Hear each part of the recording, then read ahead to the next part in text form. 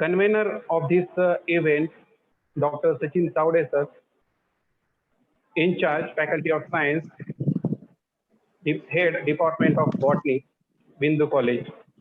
Co-convener, Dr. Arvind Chauhan sir, IUPAC Coordinator, Bindu College.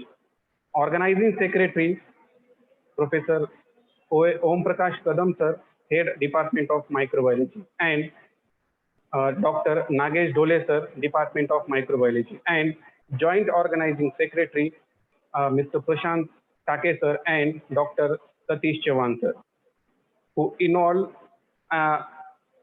and other all the directly involved to this to this webinar. In this virtual webinar, the 7 resource persons are covered the different areas. The area starts from fundamental aspects to the molecular level, that is from microorganisms to proteomics, genomics, metagenomics, and so on.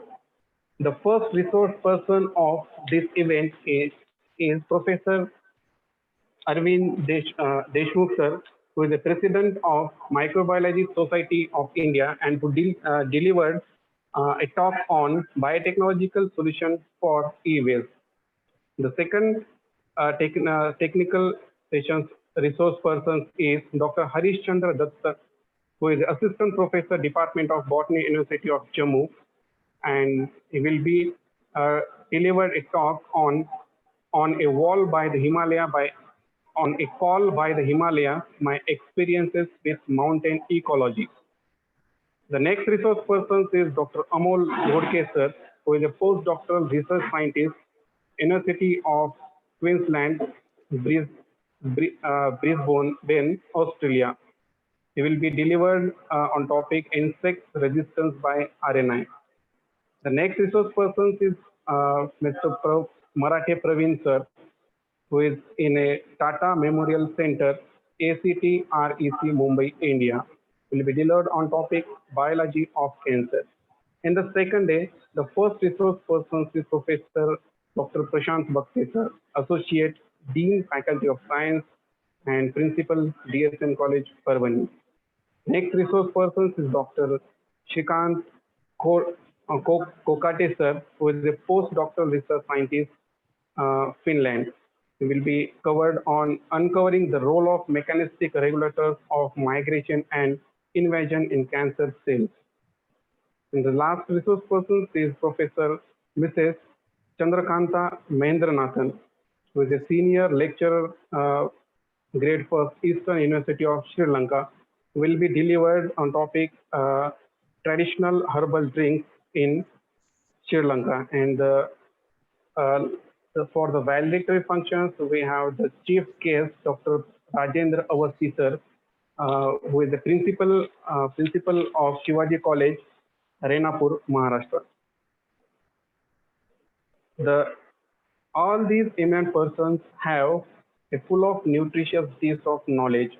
So as a convener of this event, I request to all the participants attending from the Zoom and YouTube and or from other media to take an opportunity to grab this nutritious knowledge food.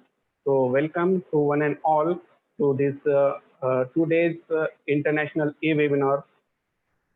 Thank you. Thank you, sir. Thank you for introducing this grand event, which will continue for 2 days, 7 sessions. Now, may I request the other convener of this collaborative event, Dr. Sachin Taude sir, for his brief message. Dr. Sachin Taude sir, please. Thank you, Take sir. Am I audible? Warm welcome to one and all on this virtual dais. As a convener of this international e-webinar, on behalf of myself and organizing committee, I welcome all the dignitaries of this virtual dais. I also welcome all the participants came across the globe for this international e-webinar through this Zoom platform. This is an opportunity for the students, researchers, and faculties of the life sciences to be on a virtual platform and take as much as from this international e-webinar, which covers different topics by different eminent personalities from various corners of this globe. I welcome again one and all for this international e-webinar. Thank you. Thank you, sir. After sustainable development, trade and commerce, now we have come up with the theme of importance of life sciences. May I request our beloved principal, Dr. Punjab Chauhan sir, to cast his welcome address.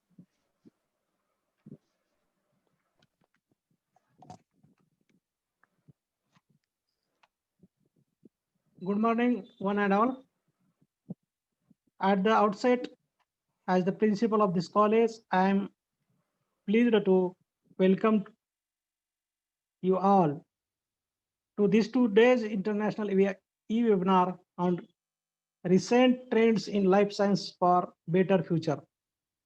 Organized by Department of Microbiology and Department of Botany, Digambar Bindu College, Dhokar, in collaboration with Swami Ramanand Tirth Marathoda University, Nanded, and Microbiology Association of India. We are fortunate to have as the chairperson of the inaugural function of the e-webinar, Honorable Dr. Madhav Patil Kinalkar, former minister and president of our institution. Honorable Professor Praveen Vakte sir, Pro Vice Chancellor, Dr. Babasaheb Ambedkar, Marathoda University, Aurangabad. As the inaugurator of the international e-webinar, I am grateful in him to accepting our invitation.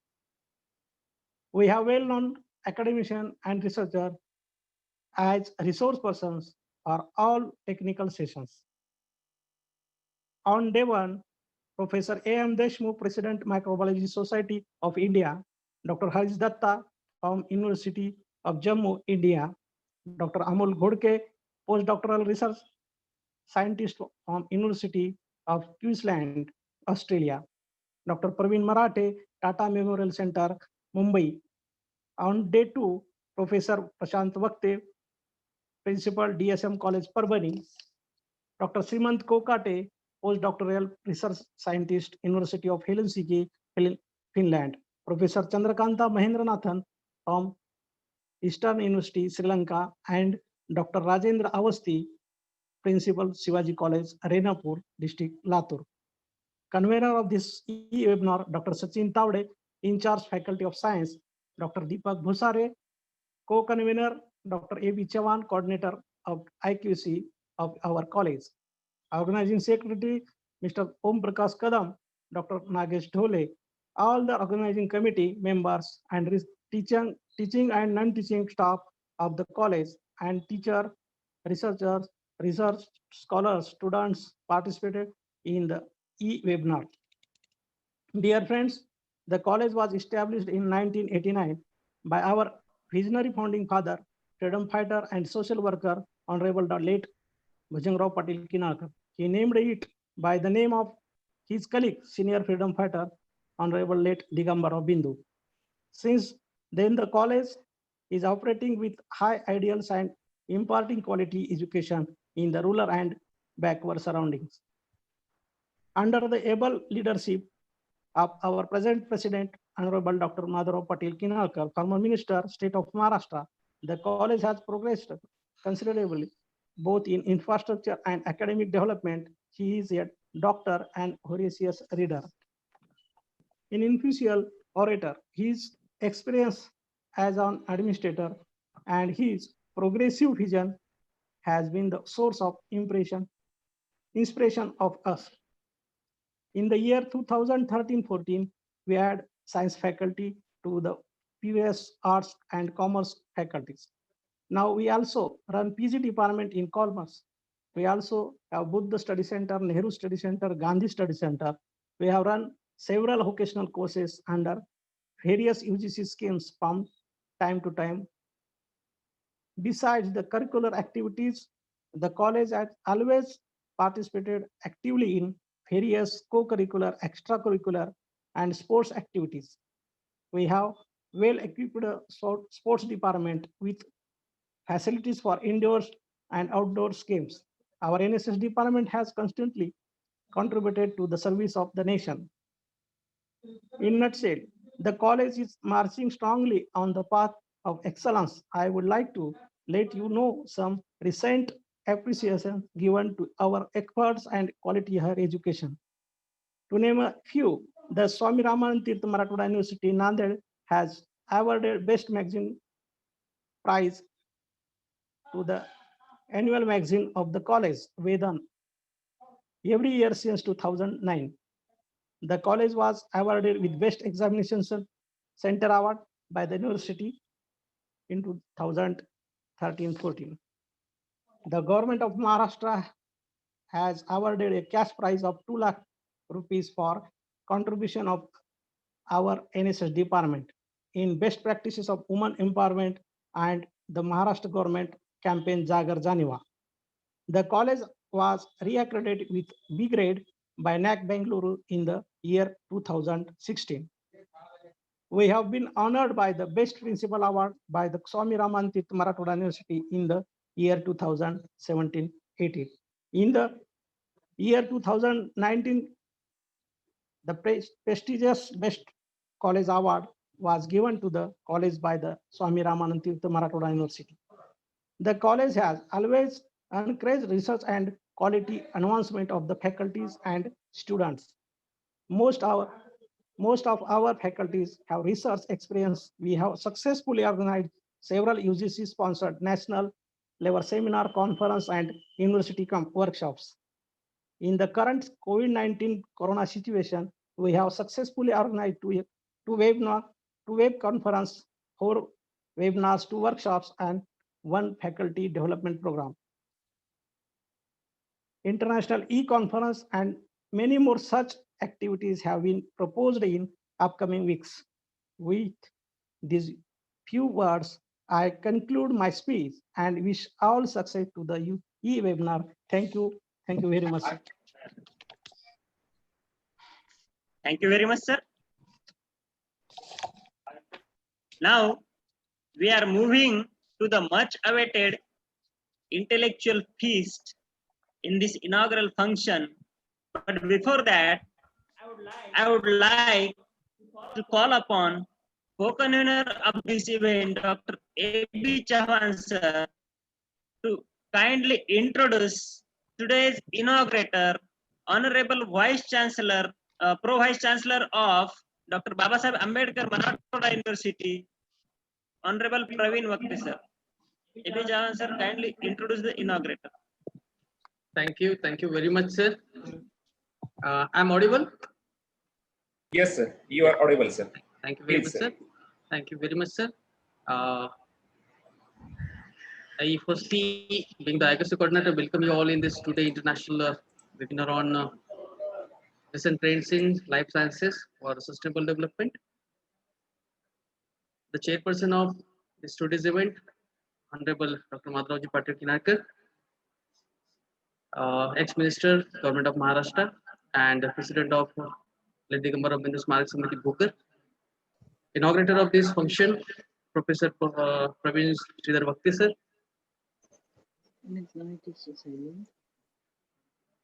Our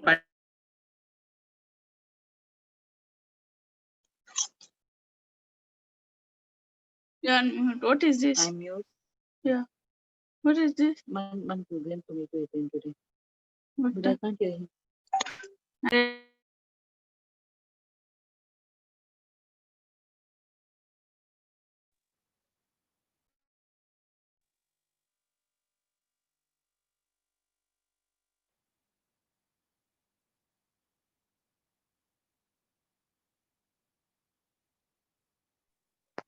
hello Dhole sir. आवाज येते? हा sir. हा, आवाज येत नाही. AB Chavan सरांचा आणि त्यांचा व्हिडिओ पण दिसत नाहीये. बरं, एकच minute.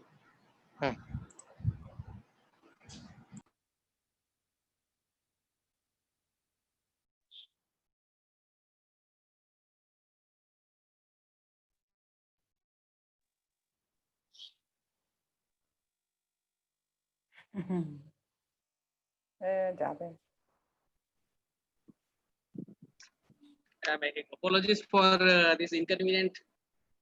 Uh, it is my honor to introduce our inaugurator, Professor Praveen Sridhar Vakti sir. Vakti sir is currently professor in Pro Vice Chancellor in Dr. Babasaheb Ambedkar Marathwada University, Aurangabad, and heading a prestigious university department of chemical technology of the same university since 2011. Sir is a postgraduate from the Rajiv Gandhi University of Health Sciences, Bangalore, and Sir did PhD from the University of Chemical Technology, Department of Chemical Technology from the Aurangabad. Our inaugurator has over 22 years of experience in teaching and research at the same university. He has a PhD guide, referee, examiner, and board of study member for various universities. Sir has more than 60 international peer review publications, 3 review articles, 1 book chapter, and 4 patents to his credit. Sir has developed a sophisticated analytical instrument facility at the University Department of Chemical Technology. Sir also as a member of Board of Management of Government College of Engineering, Aurangabad. Sir is the academic council member for various universities. He is also chairman of a task force for the management of post-pandemic digital education policy of the university. Sir is the chairman for the board of pharmacy and ad hoc board in the chemical engineering at the same university. There is the coordinator of the intellectual property rights cell at the same university, Dr. Babasaheb Ambedkar Marathwada University, Aurangabad. Sir is the in-charge director of the Institute of Hotel Management for the same university. Sir also hold a post of coordinator for the Central Instrumentation Cell facility of the same university, Dr. Babasaheb Ambedkar Marathwada University, Aurangabad. Sir has interest included in development and formulation of herbal medicine and cosmetic.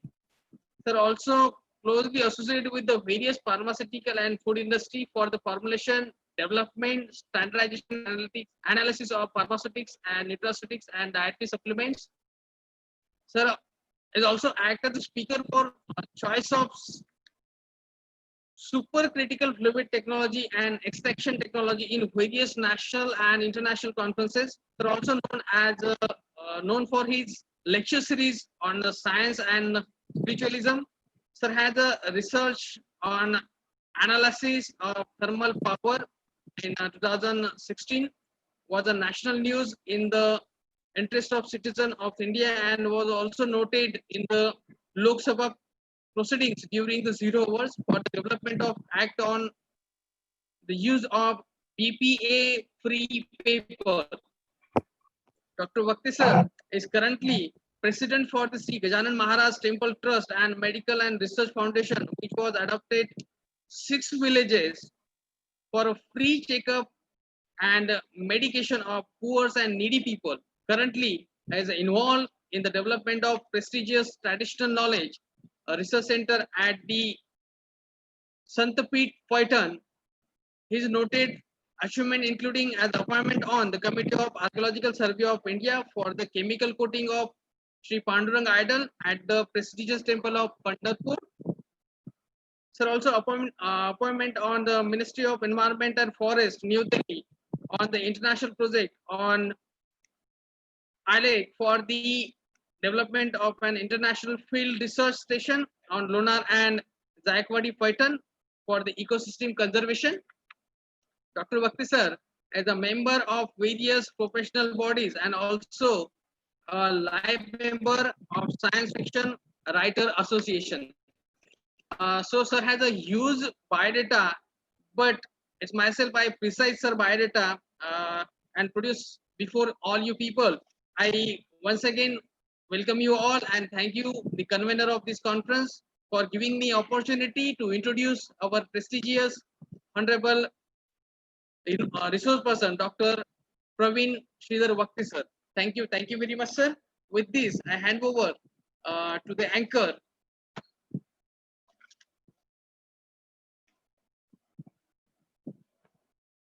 Thank you, sir.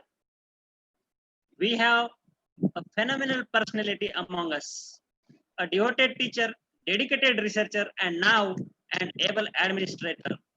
Without taking much time between you and the inaugurator, may I request the inaugurator of today's international webinar, Honorable Pro Vice Chancellor Praveen Bhakte sir, to please formally inaugurate this webinar and guide us past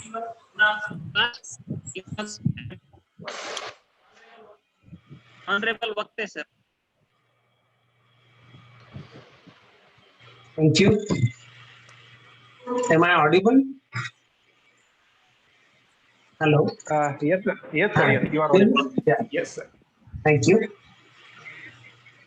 First of all, let me thank the organizers of this 2 days international e-webinar organized on the theme of recent trends in life sciences for a better future.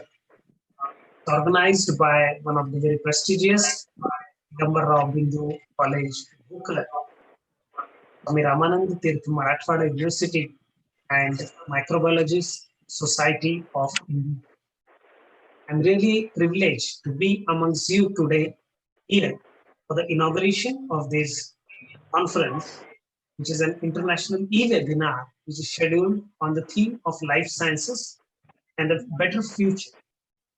I'm really happy to have along with me over here today, Dr. Madhukar Rao Patil Kinarkar sir, President of Microbiologist Association, Sir Arvind Deshmukh sir, Principal of the college, Dr. Punjab Chavan sir, Tavde sir, Busare sir, Kadam, Professor Trake, and all the researchers of life sciences, those who are taking pains for the betterment of the human life and definitely are concerned for the better future of the human beings ahead.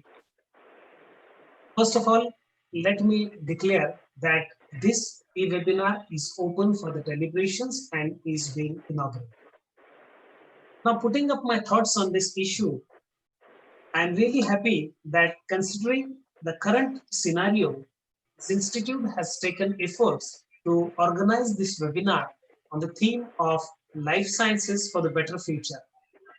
No doubt in everybody's mind today, what we have with us is the post-pandemic situation in which we have to carry over along with the situations which we have to face.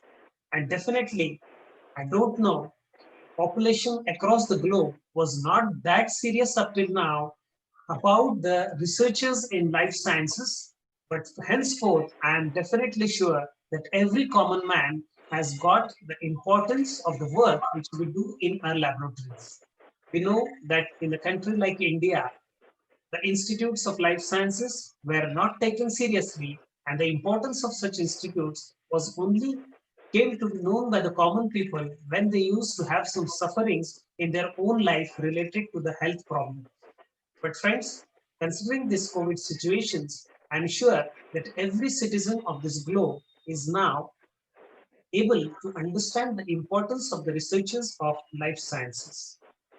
The major role which is being played by the industry of life sciences, or what we call as a healthcare industry or the pharmaceutical industry, it has few challenges ahead, which we as the researchers of life science need to understand that what are these challenges and in which way we are going to face these challenges.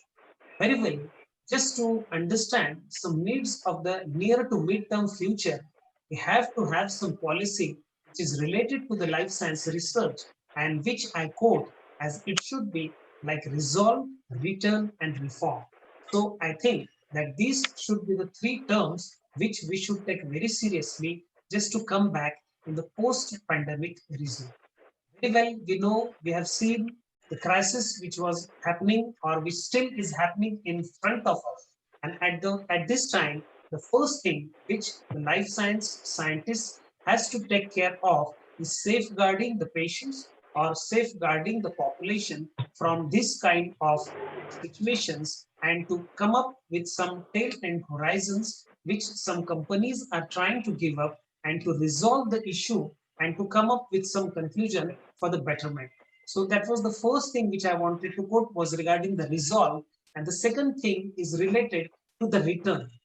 While the risk of infections and associated local disruptions which continue in this horizon, now adaptations to the new product development or the processes for the new product development to recover from this pandemic or to return to such kind of situations, I once again feel that it depends on the life science scientists, those who are working in cross association with various industries of pharmaceutical background. And the third thing, which when we are trying to have some settling in the cases of normality, or we are trying to have some new normals in our life ahead, that part I consider it as a reform. Now, this final horizon on which we are trying to build few of the new inventions, I feel for the most sustainable or the patient-centric development era which we are going to have ahead of us. So these are the three terms which I would coin as a resolve, return, and reform. So these are going to be very important in the coming times, understanding the immediate crisis, the shifts to the recovery with the use of healthcare industry, and setting up the new normals in which we people are going to face the livelihood. Now, considering these situations, everybody of us know very well that industry works on a very, or industry has a little bit higher pressure, and they have to play on the little pressurized margins which have occurred due to these pandemic situations, and the rising demands for the value-based care, or the increased competitions which we find, and at the same time the increased speed which we have to attain of the markets. So considering all these pressures, industry has to strive hard to be back for the normality of their employees. Now at the same time, the challenges again are being put pressured on the scientists, those who are working in life sciences. And at that time, it again becomes the responsibility of we people to understand the speed which we need to attain for the development of the new technology.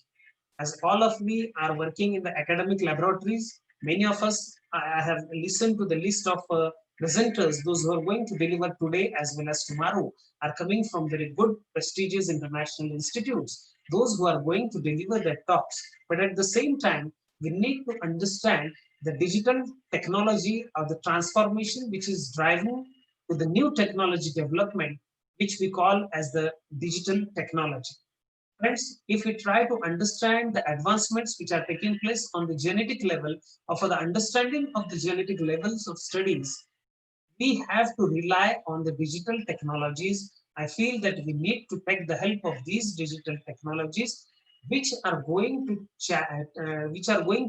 help us in to attain few of the challenges which are related to the increased population or the aging of population. I consider this as the two sets of opportunities for the life science scientists to work in the healthcare era, on which the theme of this conference has been set up.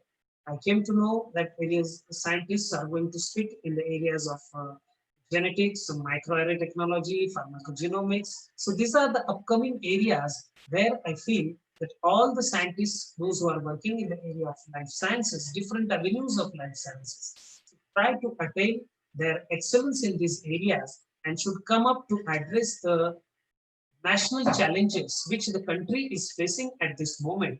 And very well we know we are in a position, or day in, day out, we are reading the news of the new vaccine development, the clinical trials which are taking place. But at the same time, we need to take the help of the digital technologies which are trying to help us expedite the speed of the clinical trials for these kind of vaccines. None other than all the scientists from life sciences are going to be the players or the key role players in the coming era for the betterment of human life. I'm really happy to be among all of you over here today for the inauguration of this 2 days international e-webinar, which is being organized by Digambara Hindu College. And I was really happy to be one amongst you over here today for the inauguration of this function. With just these short views which I could have put up in this inaugural session, I'm thankful and really privileged to be among all of you for this inaugural function of this today's e-webinar.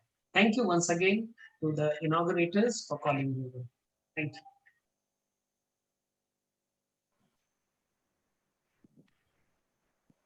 Thank you very much, sir.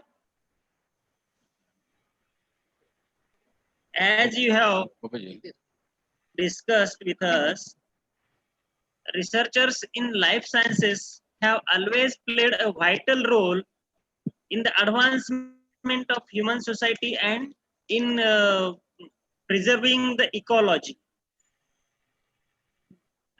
Research in life sciences, pharmaceutical industries, and adoption of digital technologies is much needed, especially in this pandemic situation, in this earnest situation. We have to work seriously on that.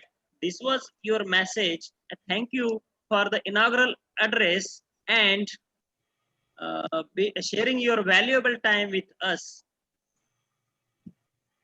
With this, now I move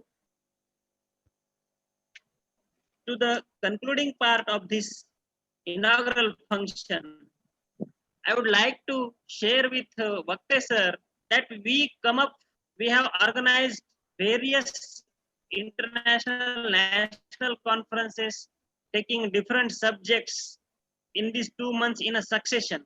In all programs, near about all programs, we have the president or of the inaugural function or valedictory function, our president Madhura Patil Kinakar sir, and the speeches he delivered on all those topics were so enlightening that all the faculties, all the dignitaries who have joined with us,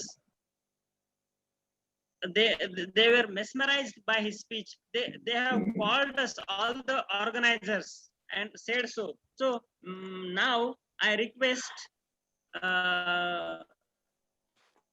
today's chairman of this inaugural function, Dr. Madhura Patil Kinakar, last presidential address.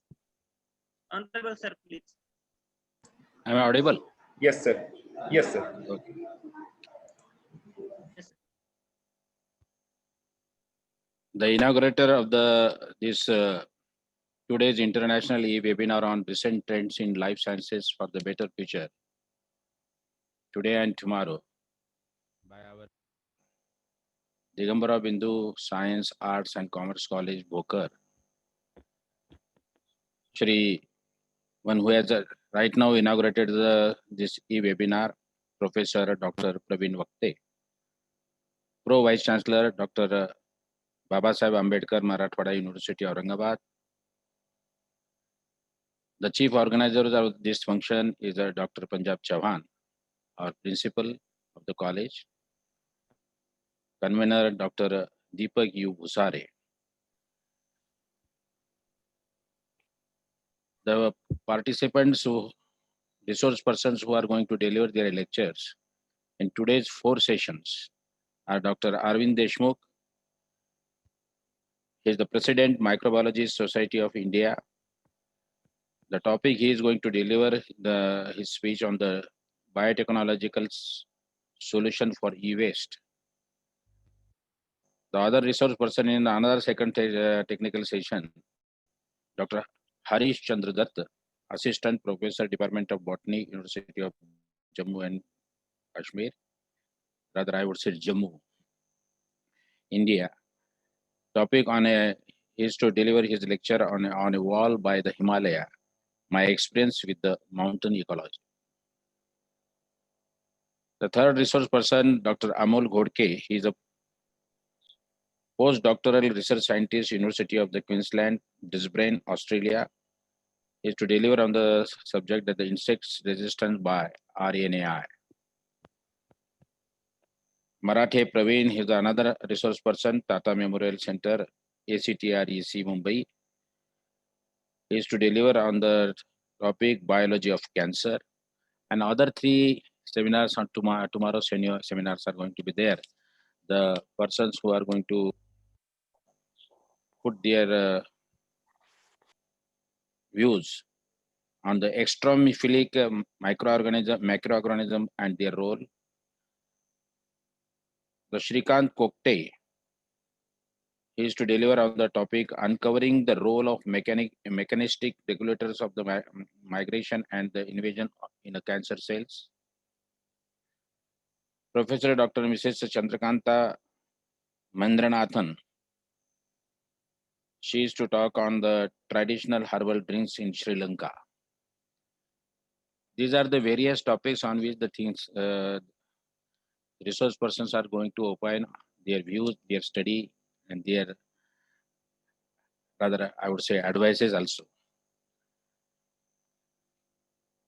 I have just listened the Dr. Praveen Vakte's inaugural speech very carefully, wherein he has elaborated the importance of the life sciences in today's scenario. Today, the whole world is facing the coronavirus pandemic, and we Indians are standing second in the list. One cannot be proud of that, but of course, but we are the most worstly affected the country in the world. And today's topic, probably our lecturers might have had decided to go on this thing, this topic. It is just because of the today's situation, the recent trends in life and sciences for the better future. Probably they are looking into the solution into this only in the life sciences research and their application, their technology, biotechnology to be applied with, so that we will have the better future than today. Let me put it in the other way around, that whatsoever the good things, probably the human today the situation is that the life expectancy of the human being in all over the world has increased. It is just could be possible because of the whatsoever the research might have had gone through till today's time. It is in the only what I would say in the life sciences only. All the doctors community or the medical sciences or the establishments are there. They are treating the patients, whatsoever the information they could receive, whatsoever the biotechnologies have been developed, it is just because of the life sciences research and all that. That's why our life expectancy has been increased. Although we are facing now and then many other challenges of the life is expressing, but the solution lies in the only in the life sciences, which will definitely either will help in a tremendous way to have a better future for the human being. But at the same time, there are lot many problems we may face because of the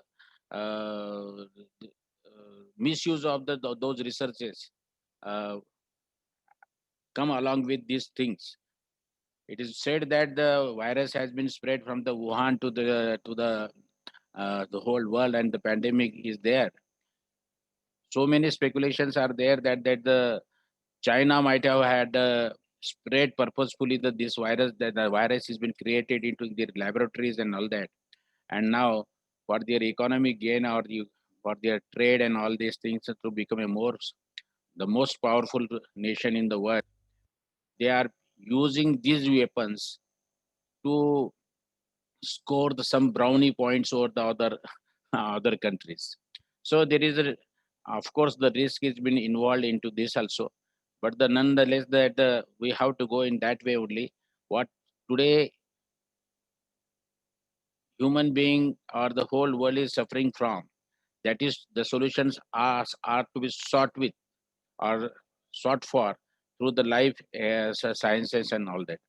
In that direction, if you I see the topics they have chosen for the for the deliberations, I think that this biotechnological solution for the e-waste is would be the most helpful, and the experience with the mountain ecology, that is also going to be very helpful for the uh, how the recent trends are going on there in this life sciences. Another thing is the extremophilic microorganisms and their role, uncovering the role of the mechanistic regulators of migration and the invasion in the cancer cells and traditional herbal drinks in Sri Lanka. So we will be more aware of the what are the recent advances are which are going in the life sciences and all that. The very intention of this webinar, it is just because that we also should know what are the recent trends which are going on into the life sciences research, and how to make aware our students and even the uh, lecturers and all that, how it is going to be benefited in a long way, so that that acumen should be there into the should come to the students, and they should also realize how the life sciences is going to be uh, most useful for the well-being of the human being. I'm thankful to the inaugurator and those participants who are going to deliver their resource speech, and this will definitely be helpful for we all in a long way. Thank you, everybody. Dhanyavad.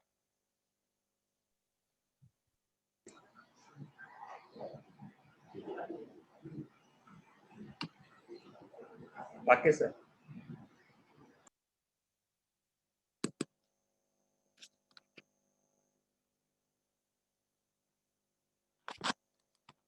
Sir. Okay, Yes, sir. sir. Yes. Thank you very much, sir. Thank you very much, sir. Some technological error was there. Thank you very much for your presidential address. Now, may I request Dr. Taude, sir, the convener of this event, to cast the vote of thanks of the inaugural function. Dr. Taude, sir. Thank you, Rakesh, sir. I am very much thankful to the inaugurator of this function, Honorable Professor Vakte, sir, Pro Vice Chancellor of Dr. Babasaheb Ambedkar Marathwada University, Aurangabad. On a very short call, a short period and a call, sir has accepted our invitation and shared his valuable time and guided us on this occasion. I am very much thankful to Professor Vakte, sir. I am very much thankful to Honorable Dr. Madhav Patil Kinakar, sir, our president of our institute, our inspiration, our guidance, our guide, who always guide us, motivate us for different activities in this institute. I am very much thankful for his valuable time and his guidance for this 2 days international e-webinar. Again, I am very much thankful to our beloved principal, Dr. Punjab Chavan, sir, for his continuous support and inspirational talks in throughout the period, and for valuable time shared by him in this 2 days international webinar. I am very much thankful to all the resource persons who are shared with us their valuable time, and they have to be guide uh, they have to deliver their speech in different areas, and not the least the participants, student participants, researchers, faculty members, all came from the across the globe. I am very much thankful to all the participants for being the part of this 2 days international e-webinar. Now I hand over this mic to Take sir for the next technical session. Take sir. Thank you, sir. With the permission of the chairperson, I declare that the inaugural session concludes here.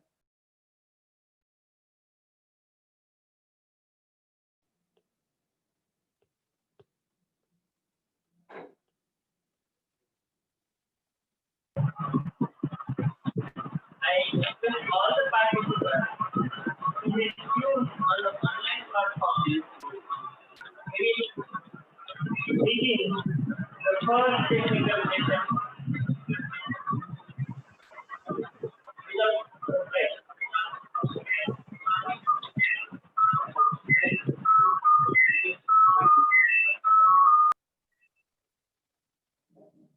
बंद करूं. Okay, sir, please continue. For the first technical session, I request all the participants to be tuned. We will begin the first technical session without any break. For commencement of the first technical session, may I request Dr. Bhusare sir to please proceed for the first technical session. Dr. Bhusare sir. Thank you, Take sir, for giving me this opportunity to introduce our today's guest. Now, dear participants, we are moving to our first technical session of this event. Today's international webinar on recent trends in life sciences for better future 2020. Now we have the eminent personality, and I would like to introduce our today's first technical session resource person, who is a Professor Arvind Madhava Deshmukh sir. Is a well-known educationist and educational administrator at state, national, and international level. His research contributions have been acknowledged at the international level in the field of microbiology and biotechnology.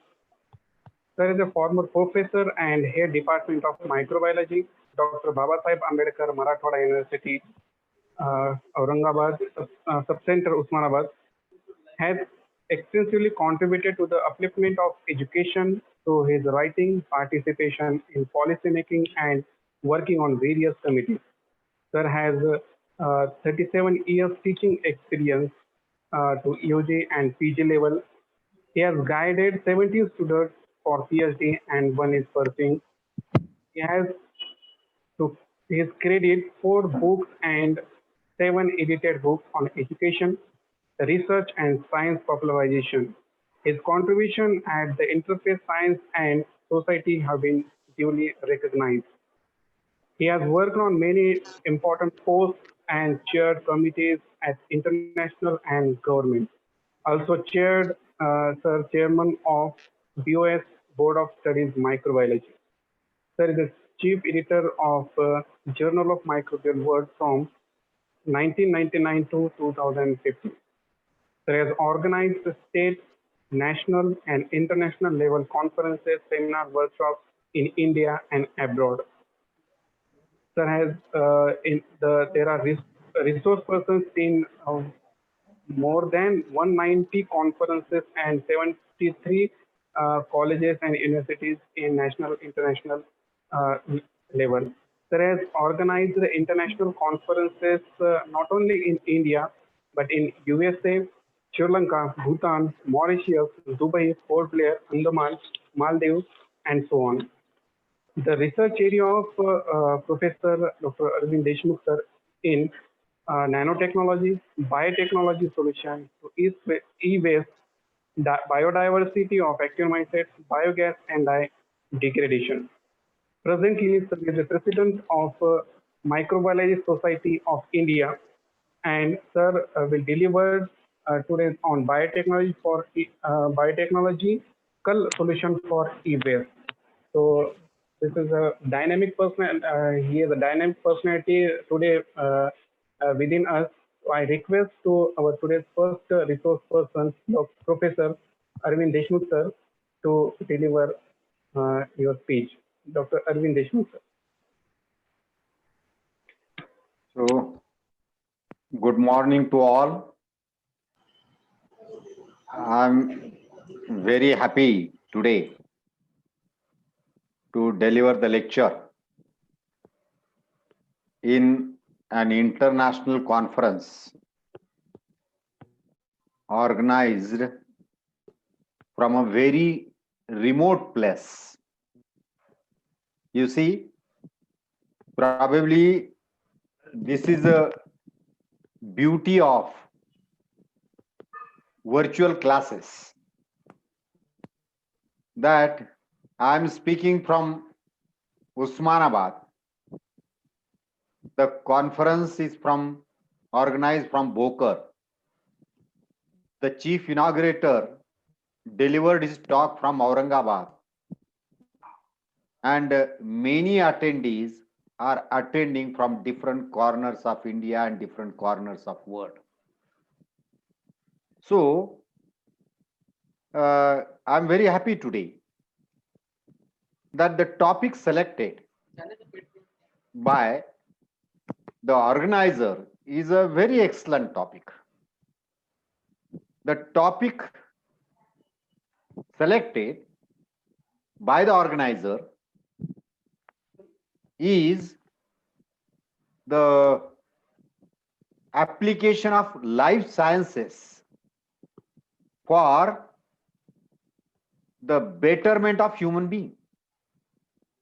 Now you see, the Honorable Kinalkar sir has also rightly told that the life science, 1 minute please, I'm going to share my PPT. I'm not getting exactly. Busari sir, can you share the PPT? Yes, sir. Yes, sir. So shortly, within. Okay. So please share. So, the PPT. what I'm going to tell you, again, I'm supporting Honorable Kinalkar sir's statement. And also Praveen Vakte sir also has rightly told that life science is going to play important role in the future for the survival of the human being. Survival is the problem nowadays, not the growth. And whenever there is a sustainable growth, the solution is only life science. You can develop the forest of cement concrete by other sciences, which you can see in Mumbai, which you can see in Pune. But the forest of green trees, ecological balance, the biodiversity can be maintained only by the life science. So in the future, only life science is going to help you for the sustainable development of the human being. You see, as again the speaker just has told, that lifespan of the human being is increasing. But at the same time, because of the greediness of the human being, there are many, many problems. And we have to tackle all these problems. One of the problems today I am dealing is the biotechnological solution to e-waste. Now you see, electronic waste is a major problem nowadays. We know about the different types of waste. As there is a development of the human being, there is the wastes are going to increase. There was a solid waste, there was a liquid waste, and later on the plastic waste, biomedical waste, and all other types of waste were dominating. But in the past 10 years, again you see, today we are organizing conference, and that is called as a revolution in digital science, in which we are using the e-webinar we are doing. So there is a e-waste that is called as a electronic waste. Electronic waste is emerging like anything throughout the world, not only in the India. It is emerging everywhere from every part of the world. The developed countries are facing the problem. Now India is considered to be an underdeveloping country. India is having the same problem, because many equipments and instruments you can see now.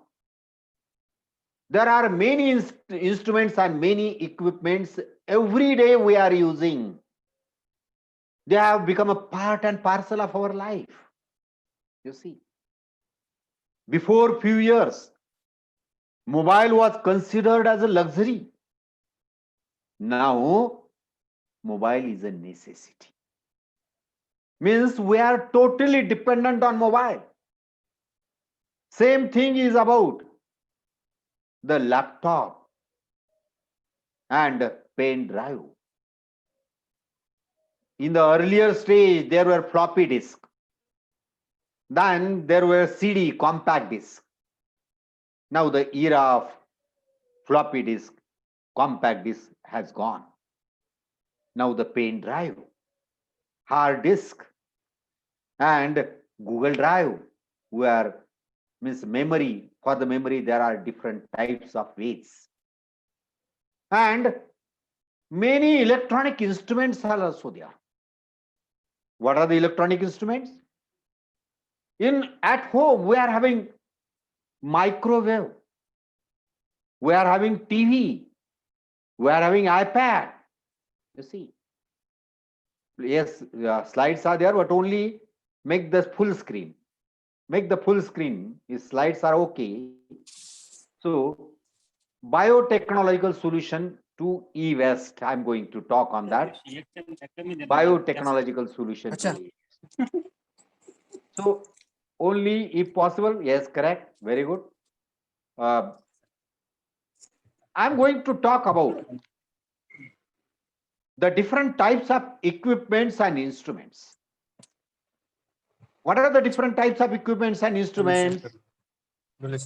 As I have told you, washing machine is there, radio is there, and what not, even in the kitchen or in the dining, means in the hall or in the bathroom, there are also many electronic, even the press we are using, many electronic and electrical equipments routinely we are using in our life.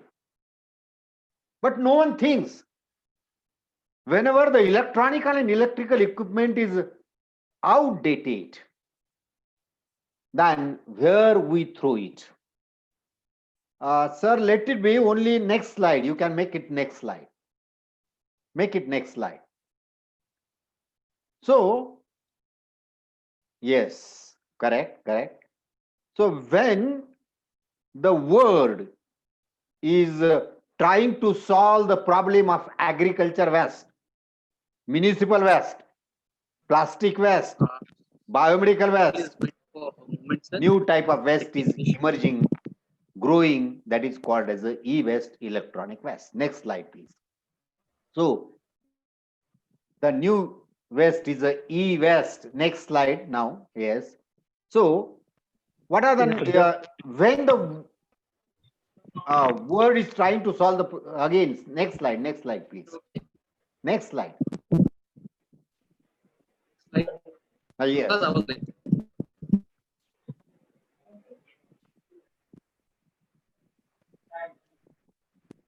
Yes, sir. Just wait, sir. There is technical issue. Okay. I will continue. Don't worry. Yes. So what I'm going to tell, we have never thought where this waste has gone up to the time. Whenever it is out of use.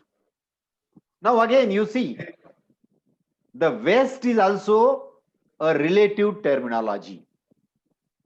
In the books, they have written that what is a waste? Waste is a relative. Relative meaning is that the things which are waste for me may be useful for another person.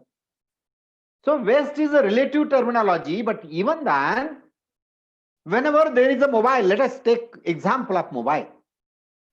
When I consider mobile is of old version, mobile is now old, I consider myself as a waste, but in fact, second-hand user can use it, correct?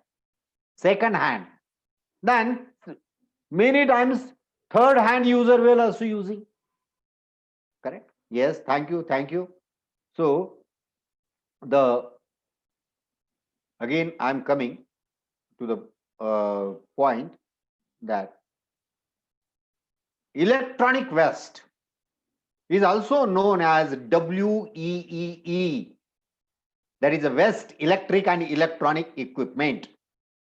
The electronic goods which are not fit for their original need use, we called as waste. In other words, these are discarded electronic equipments, or it refers to the electronic products nearing the end of their useful life period. Next slide.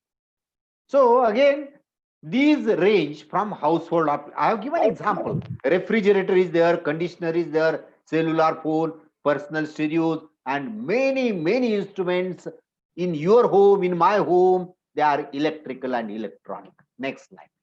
So what is the report says? Report says that these are the still old reports, you see, because the world is developing fastly. And in the COVID situation now, we are more dependent on electric and electronic equipment. So thousands and million tons of electronic waste now coming as a waste, and it is creating a problem throughout the world. Next slide. So the e-waste generated in, now you see the problem. Many developing countries, they donate their waste. Suppose the computer is outdated for them, they donate to the many underdeveloping countries like China, Ghana, and India, because these our countries are considered as a dumping land. And the e-waste has a low rate of recycling. I will tell you what is a low rate of, because the recycling generally not carried out in the electronic equipments. The process for removing components from e-waste is not economical. Next slide. We cannot separate the components from e-waste. It is not economical. Next slide, please. So it is not economical at all. Now, what are the hazards of e-waste? The toxic metal content is present in the e-waste. There is a wiring, because one of my PhD students worked on PCB, printed circuit board. In the printed circuit board, there are many metals. In the e-waste, there are many metals. These metals, if they enter into earth, in the ecosystem, they may enter into river bodies, they may enter into crops, plants, animals, and ultimately bioaccumulation of metal takes place in our body. So the bioaccumulation of metal is the major human health hazard created by this e-waste. As I told you, low recycling rate causing human health problem. Many human health problems are there, and environmental problems also, not only human health. That's why, next slide, that's why we must bother about the e-waste. For extracting metals from electronic waste, it is crudely handled, dismantled, most workers, sometimes it is incinerated. Again, incineration is not the way, it is not the solution. Incineration cause increase in the pollution, gases. And most workers are child laborers. Now in India, there is a rule, there is an act that childs are not allowed to do work. But in old times, child labors were very commonly used. Now, the percentage is lowered. They are not knowing, childs are not knowing, and even the layman's also, maybe the adult, they are not knowing hazards of the burning the e-waste. Next slide. So, they don't know. You see this person. There is a dump of all printed circuit board they are collecting. Next slide again. So, you see again, with the hammer, they are dismantling, they are separating. Next slide again, the burning also. They are, again, you see, they are treating this e-waste. Next slide. So, again, they are treating many examples of the child labors. Next slide. And next slide again. So, you see the burning of e-waste to extract the metals. Is it a correct way? It is not a correct way. It is wrong because many objectionable gases are coming into the environment. Next slide. Now you see, I will go fastly because already there is a much delay in the function. So, how to remove metals? There are different ways to remove the metals. There is a physical method, there is a chemical method, there is a biological method. Again, I am coming to the point. Although there are different methods, biological method is always the cheapest method. And biological method is an eco-friendly method. Two things are important for biological techniques. You see, why one should go for biological techniques? Why not for chemical techniques? Why not for physical techniques? The reason is that they are very cheaper. Not only cheaper, they are eco-friendly and sustainable. So how they are sustainable, I will tell you. Why they are cheap, next slide. Why they are cheap, I will tell you. So the question is there any organism which can remove metal from such complicated e-waste? That was the question. And if the organism is there, how the organism can treat this electronic waste, which is a very larger amount. You see what at present large amount of electronic waste is dumped into ocean. That is a common practice in USA, common practice in European countries, common practice in UK. What they are doing? They are dumping this waste into ocean. What will be the effect in the ocean? Oh, of course, the huge water, comparatively very small electronic waste for the water. It is diluted, but the aquatic life becomes in danger. Aquatic life is hampered. That is not the correct way. Burning is not the correct way. Dumping into water is not correct way. Then in many times they are dumped into the ditches in Delhi. They are in the soil. They are buried in the soil.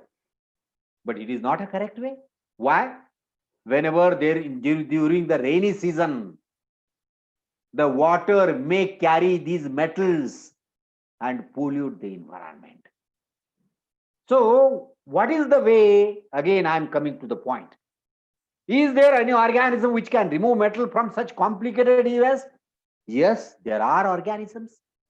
Now the second question is how? Next slide, please. So there are organisms And why we have to go use the organism again, I will tell you at the beginning. The reason is that the organism will solve the pollution problem and will create wealth from the waste. Wealth from the waste meaning is that they will recover the metals. As the metals are recovered, we can make money from the recovered metals. And we have avoided these metals from entering into the environment. So we have solved the problem of pollution. So is there organism? Yes, bio leaching. You know I'm always telling that you prefix bio to any technique. It is a biotechnology. Maybe bio bleaching, bioinformatics, maybe biofertilizer, maybe biopesticide, maybe bio battery, maybe bio leaching.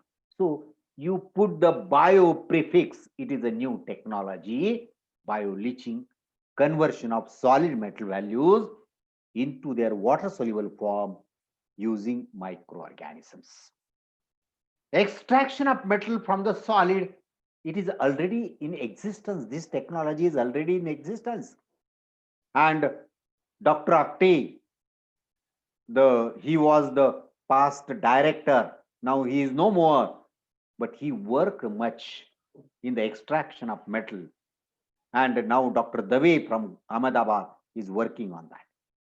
It is a hydrometallurgical process where mobilization of metal takes place from solid phase to the liquid through microbial activity.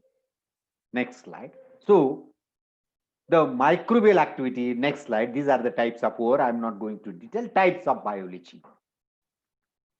There are two types of microorganisms playing important role in bioleaching. Chemolithotrophic bacteria and heterotrophic bacteria. Chemolithotrophic bacteria, if you are a microbiology student, you know that chemolithotrophic bacteria is a very separate group of microorganisms. It doesn't require organic carbon, you see. Otherwise, every animal requires organic carbon. Every plant requires organic carbon as a food source. But in microorganisms, these are the groups called as a chemolithotrophic organism. They derive their energy and they can fix the atmospheric carbon dioxide, and they derive the energy from chemical reactions. That's why they are called as a chemo. Litho means inorganic. By using the inorganic chemical reaction, they derive the energy. They are called as a chemolithotrophic organism. And heterotrophic organism, as you know that, heterotrophic organism is requiring any carbohydrate, any protein, or any organic substance as a food material. They are called as heterotrophic. Both types of microorganisms are responsible for a leaching. How? We'll see in the next slide. Both types of microorganisms can proceed for the leaching. Next slide, please. So, microorganisms used in the bioleaching. Now, these are many microorganisms. I will not read all in detail. It will take a time. You can save this my PPT and you can share my PPT whosoever you want. Next slide, please. But in the chemolithotrophic leaching, carbon source CO2 is taken, energy source oxidation of inorganic compound, and mechanism is oxidization of iron. Metal sulfides and metals are dissolved in acid synthesized by organism. So chemolithotrop either oxidize iron and produce different acids. These acids dissolve the metals. Next slide, please. So the most important metal leaching microorganism use ferrous iron and convert it into ferric iron. Use the ferrous iron, convert it into ferric iron and produce sulfuric acid by oxidizing sulfides to sulfate. These are the chemolithotrophic organisms. Next slide. So, you see, the very interesting, I will tell you, the mechanism. In the center, I have written the cell. In the center, one cell is there, spherical in shape. The blackish side is the electronic waste and yellowish side is the environment. Now you see, it's a very, very simple mechanism by microorganism.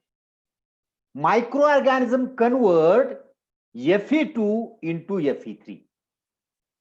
Fe2 is present in the metal. It is present in the e-waste. This Fe2 is present in the medium. We are adding in the medium. Cell means bacterial cell. Cell, spherical in shape, is a bacterial cell. What it does, in the environment, around the bacterial cell, in the medium, we are putting iron. This iron is oxidized by the microorganism. Again, I am clarifying the mechanism. The iron is oxidized, Fe2 is oxidized to Fe3 by microorganism.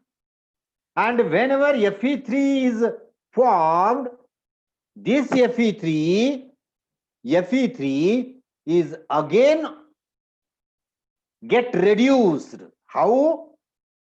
It oxidizes metals present in the electronic waste. You see, this is a cycle. How it is a cycle? Organism will oxidize Fe2 to Fe3. Fe3 will oxidize any metal present in the electronic waste, and oxidized metal is a solubilized form. Understand? Meaning is that insoluble metal which is present in the waste, we are bringing into soluble form. How we are bringing into soluble form? How the metal enters into soluble form? It is oxidized. How it is oxidized?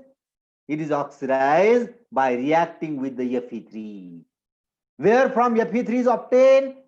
Fe3 is obtained from the microorganism. Microorganism convert Fe2, which is present in the medium, which is present in the environment, that Fe2 is converted into Fe3 in the oxidized form. So this is a cycle.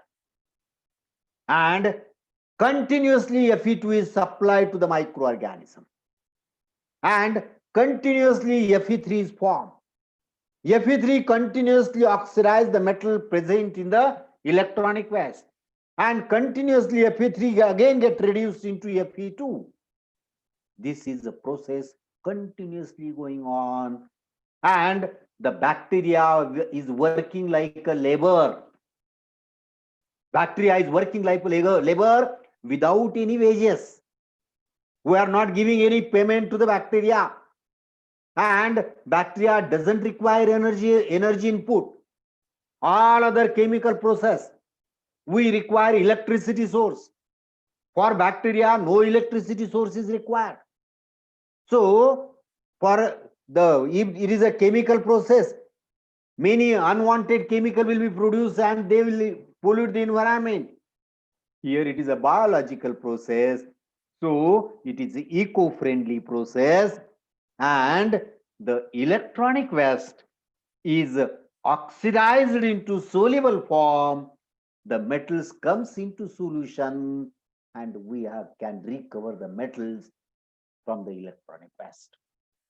So this is a very, very simple mechanism, you see. Simple mechanism by chemolithotrophic bacteria. Only you add small amount of Fe2 in the medium. This Fe2 continuously get converted to Fe3, and from Fe3 again continuously get converted into Fe2. So Continuous cycle is there. So no more Fe2 you have to add it in the medium. And we are obtaining the best, that is all metals we can recover in the solution. Next slide, please. So we can recover next metals. And these are the different types of microorganism. Next slide now. Next slides. So next slide. Only these are the electronic photographs of the different types of microorganisms which are involved. Next slide. Yes, this process was used in the bioleaching process. I'm not going in detail. We don't have much time. Next slide, please. So it has been shown that microorganisms can extract cobalt, nickel, cadmium, antimony, zinc. As you see, all these metals are present in the electronic waste, because we did also what we have done. My PhD student, Dr. Nitin Adapure, what he did, he brought the printed circuit board and chemically analyzed, and he found that all these metals are present in the printed circuit, and we can extract it. You see, we are preventing the entry of these metals into environment, and we are earning money. If there is a zinc is recovered, zinc is having economical value, lead is having economical value, gold is having economical value, silver is having economical value. So like that. Next slide, please. We can obtain, yes, now bioleaching of metals from low grade ores, from soil, from industrial waste, and not only the electronic waste. Next slide. I have given, and finally from electronic waste. Next slide. So one of my PhD student have worked. In short only I will summarize his work, because already 30 minutes are over. So to develop a consortium of iron and sulfur oxidizer, what we did first, what was our objective? To develop a consortium.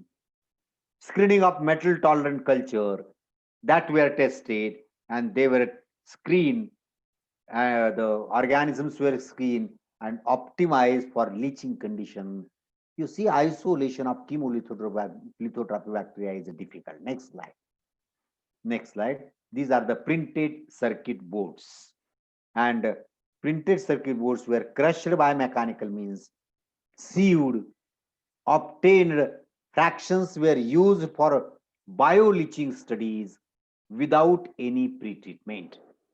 So printed circuit boards were obtained. Now I have forgotten to tell you, heterotrophic bacteria also can solubilize the metals. How? What is the mechanism by heterotrophic bacteria? In short, I would like to tell you the role played by heterotrophic bacteria.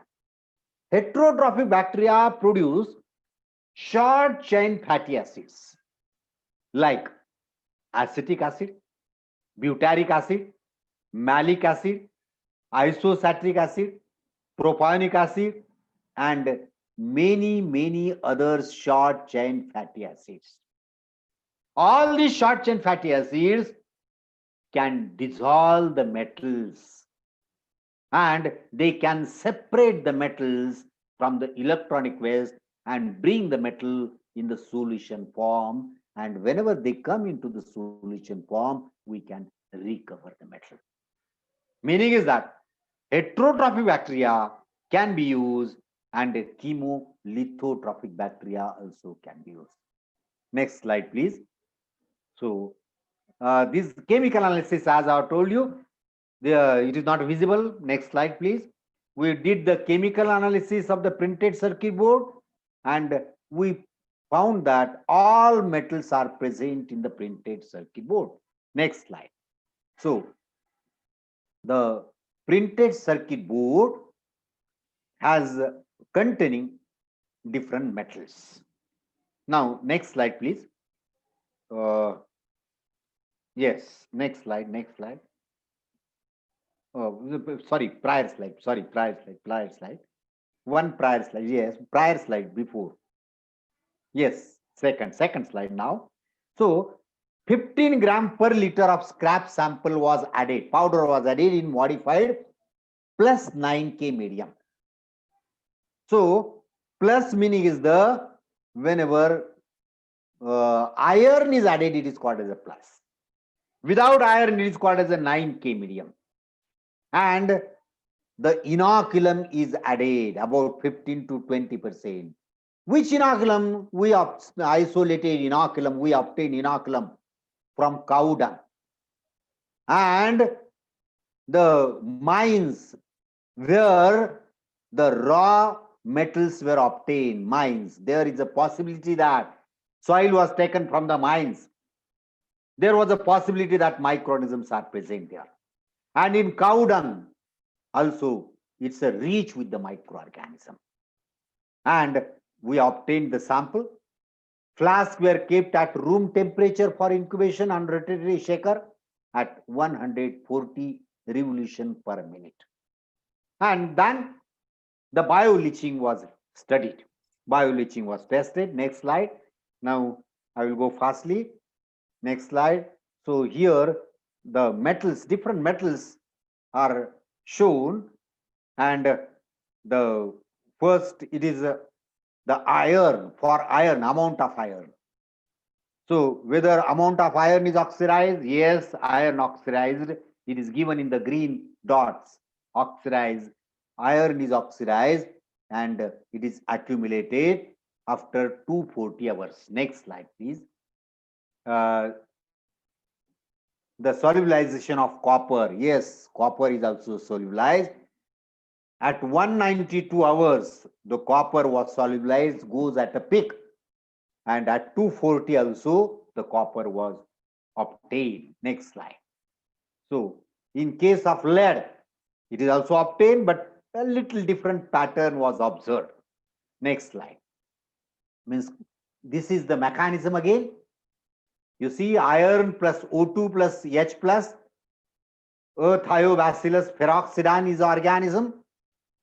The iron is converted into Fe3, oxidized, reduced iron is converted into oxidized iron.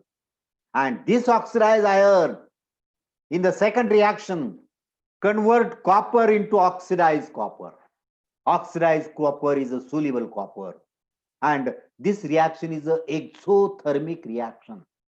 Exothermic reaction meaning is that it is not dependent on the energy. It is giving out heat, energy, delta G 0 dash is a minus 82 kilojoules.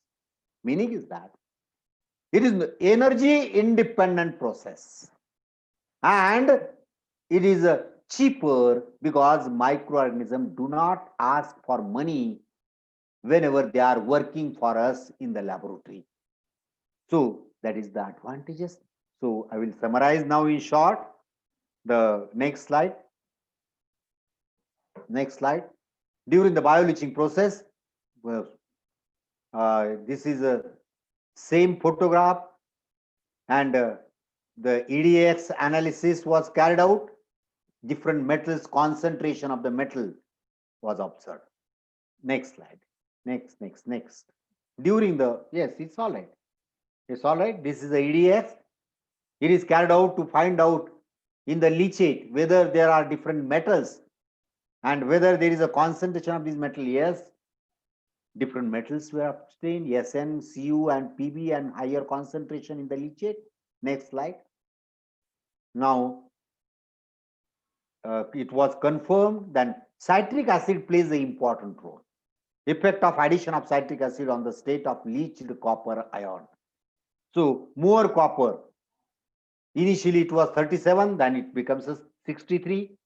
With the citric acid, it is 81, and the Cu in precipitate was less. Means in solution, Cu comes more. Next slide, please.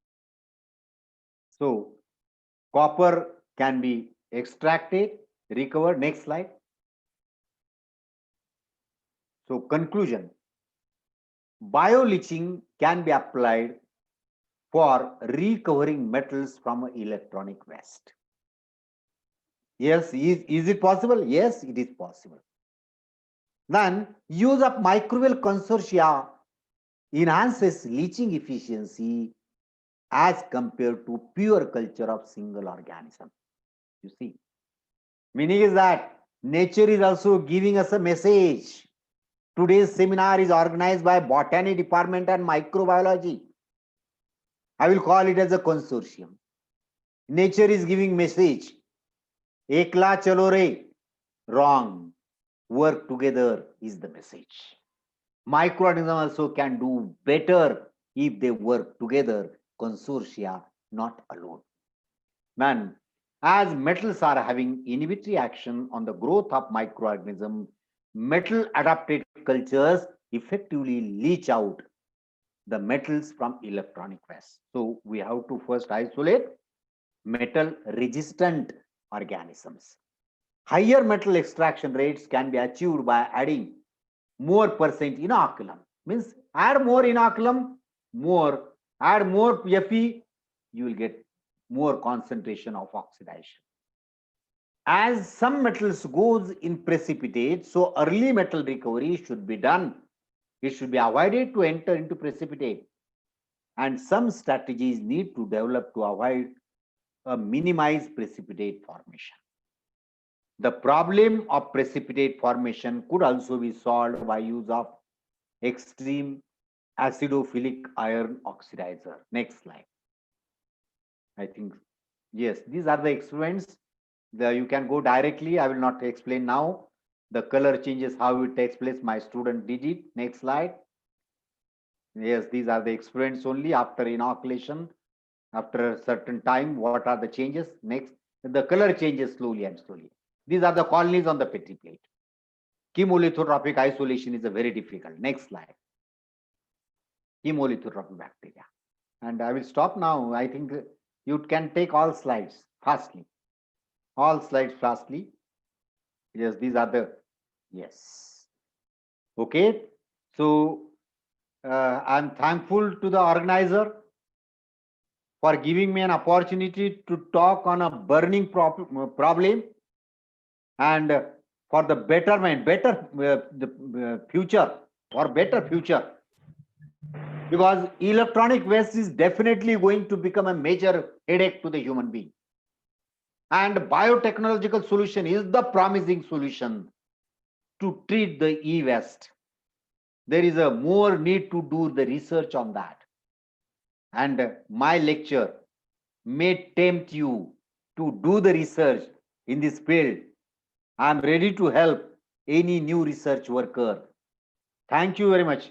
Thank you, Busare sir, your principal, Chavan sir, and your management for permitting this excellent webinar and allowing me to interact with the student. Thank you. Thank you, sir. Thank you very much. Now, this topic is open for discussion.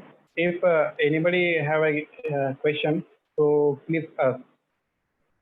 They can put also in the chat. Yes, you can put also in the chat if any question. It is visible. Chat is also visible, or you can ask. I request participants if any have query about or any problem about this topic, so you can ask. You can discuss with our today's resource person. In the chat, Om Prakash, Anita, Jaya, Das, they have written that they got benefit from this topic, from this presentation. I'm happy. If there is any question.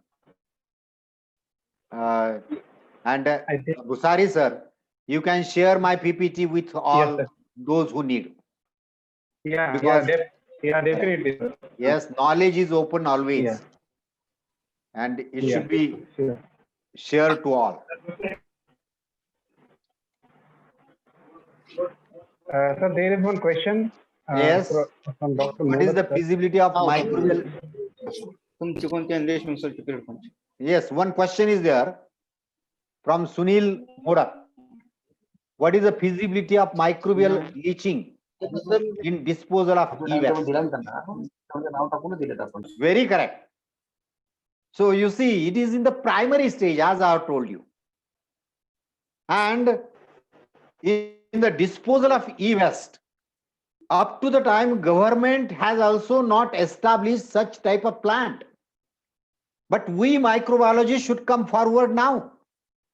And we should, one of my PhD student, as I have told you, Dr. Adapure, he is working on the same line. But still government is not convinced, because many researchers should come forward, should do more research. I know that Bhusari is also working on metal bioleaching. But now it's a era, it's a time to turn to the electronic waste. And we should solve the problem of electronic waste, and we must make it feasible.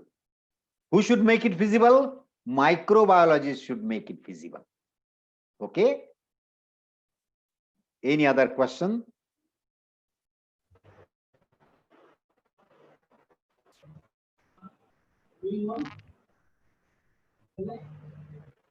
Okay, I think there is no question.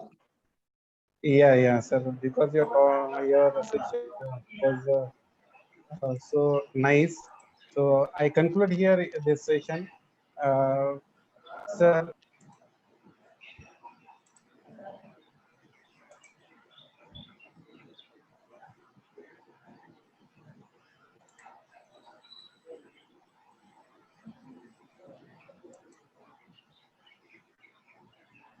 in this digitalization world, we are facing or we have to choose online program. In this online program, we have to choose the computers, headphones, and different cables, and so on. So after 1 year, 2 years, that it will become say waste. So that waste should be managed properly. And this management of the waste is not a physical or chemical solution for management of this waste, because that is having some environmental issues. That sir has concluded in his talk that biological method is one of the best method to use this e-waste management, that is biotechnological solution for e-waste management. And yes sir, yes exactly sir, that is the chemolithotropic microorganisms and heterotrophic microorganisms are one of the most important microorganisms that can use for the recovery of metals from all these e-waste. I so much thank you to Professor Arvind Deshmukh sir for giving this burning topic and explore this knowledge uh, in between us. I thanks to all that participants that for asking these questions. Now, I conclude here that first session is over. Thank you, Professor Arvind Deshmukh sir, for giving your valuable time for our this Thursday International e-webinar as a resource person. Thank you very much, and for your cooperation. So next technical session will start. I hand over this next technical session to the convener, Dr. Sachin Thaode sir.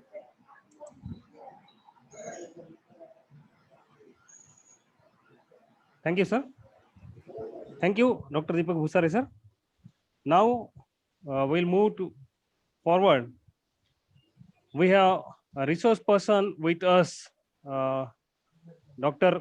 Harish Chandra Datta, who is Assistant Professor, Department of Botany, University of Jammu, India. I'll just introduce this resource person for this session. He is a senior scientist who is working in Department of Botany in University of Jammu, who is awarded a senior scientist award by SLS with gold medal. The sir has the research guidance. He has experience of research guidance. Under his guidance, one PhD student has awarded PhD degree, and 4 students, they are pursuing their PhD program under the guidance of Dr. Harish Chandra Datta sir. Sir has guided 2 students for MPhil degree program. 2 students awarded MPhil degree under his guidance. Sir has teaching experience of more than 7 years in Department of Botany, University of Jammu, India.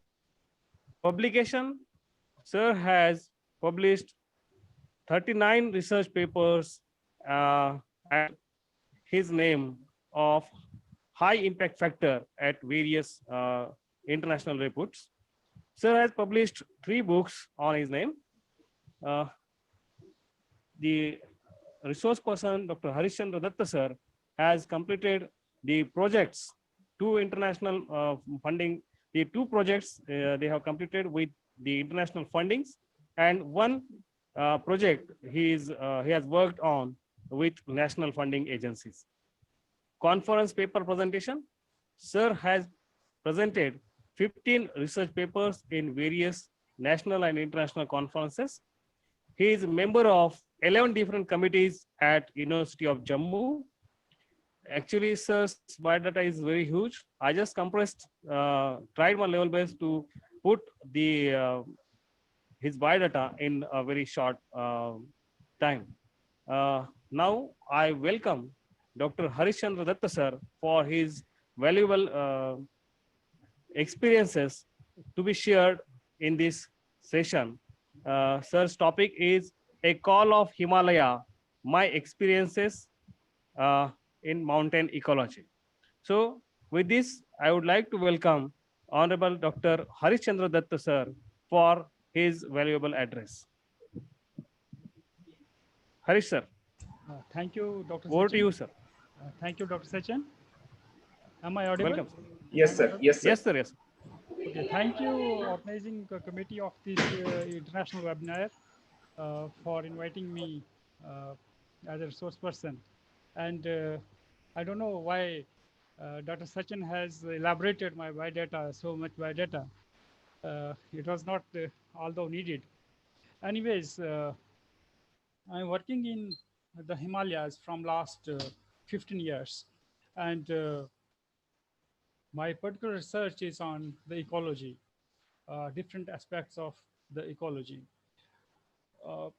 Himalaya, you know, that is a very important ecosystem. It's a very important mountain system, which is responsible for maintaining the climate of India. And this climate is responsible for the different type of flora and fauna throughout the country. Dr. Sachin, can I share my PPT? Yes, sir. You can share. Yes. Okay. So it is visible, I think, now. Yes, sir. Yes, sir. So I have compiled all my work and the work of my students in the form of a topic on a call by the Himalaya, my experiences with mountain ecology. Basically, this Himalayan range, this Himalayan ecosystem is a very big ecosystem, a very big mountain, approximately having a length of about 2,500 kilometers and divisible into many different divisions or classes. Friends, this Himalaya is comprised of the 3 main divisions when we move from north to the south. The northernmost is the Greater Himalaya, followed by the Lesser Himalaya, and then Shivaliks. And this Himalaya, the different ranges of the Himalaya, the different divisions of the Himalaya, they have built up a typical type of environment. This year, when World Environment Day was celebrated, the theme Celebrate Biodiversity was given. And you know that World Environment Day is a day which is basically also known as the Environment Day or Eco Day or World Environment Day. And it is an international event, right? Way back, it was started by the UN in in 19, basically it was conceptualized in 1972, but it started somewhere on the 5th June 1974, and now the 5th June is celebrated as the World Environment Day. So if the biodiversity, celebrate biodiversity, is the theme of this year's theme of the World Environment Day, then I thought that I should mold my lecture on the biodiversity and the ecology therein with the biodiversity. Basically, you know that a biodiversity, everybody knows that a CBD has given it a definition of the biological diversity. They call it as biological diversity. And according to the definition of the CBD, biological diversity means the variability among living organism of all sources, terrestrial, marine, and etc. etc. So this is a particular definition of the biodiversity, biological diversity. Now, as far as the biodiversity is concerned, we are having the calculated number of the species, and we are having the estimated number of the species distributed throughout the planet. And mostly the maximum biodiversity is near the line of tropics. So everything is now decided. Everything is known that where diversity is more, where diversity is less, but every part of the globe is important. But every part of this globe is important, and every part of this globe is known for a specific type of the biodiversity, right? IUCN, you know that many organizations, they are basically working in different ways. IUCN has categorized the biodiversity in different classes. We know that they have given the different categories. They have said that some species which have got extinct, which have got wiped out from the globe, they are known as the extinct. This is all known to we people. Some species which are extinct in wild, but still they are kept under captivity. People are growing them somewhere in the botanical gardens, or somewhere they have kept them in the zoos. But out of all these categories, the threatened category is very important. This one, threatened category, is very, very important. It is comprised of the critically endangered species, and vulnerable species.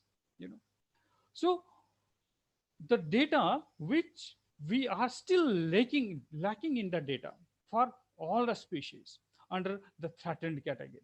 Generally, we know that people says there are the RET species, rare, endemic, and threatened species. They are not the rare, endangered, and threatened. They are the rare, endemic, and threatened.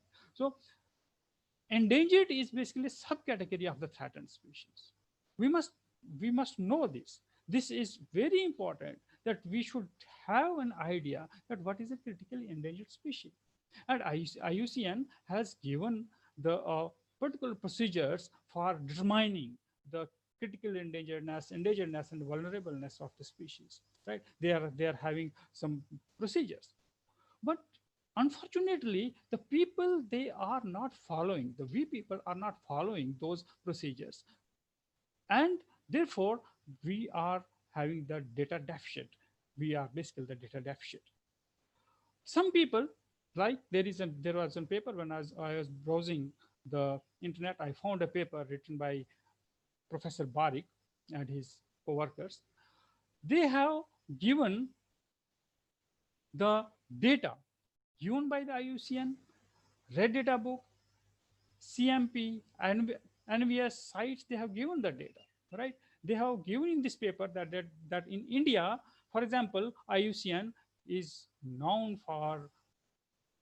has given the data that India, there are 5 species which have got extinct from India. However, the Red Data Book says that there is 1 species which has got extinct from India. So you know that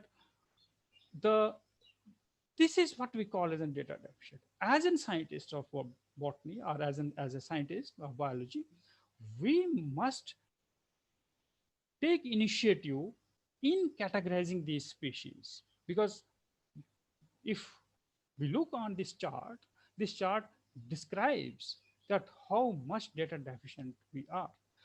there is a variability. IUCN is saying something else, RDB is saying something else, CMP is saying something else, and NUS is saying something else. Site is saying something else. So why this is happening? This is happening because we people are basically not venturing in such studies. These studies needs the field work, and the people of the biology should not afraid of the field work.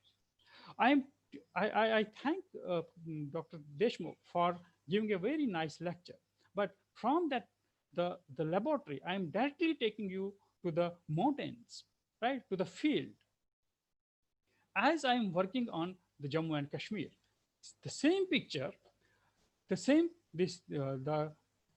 research paper which was published in Current Science in 2018 describes that Jammu and Kashmir, in Jammu and Kashmir, there are again the variability in the data.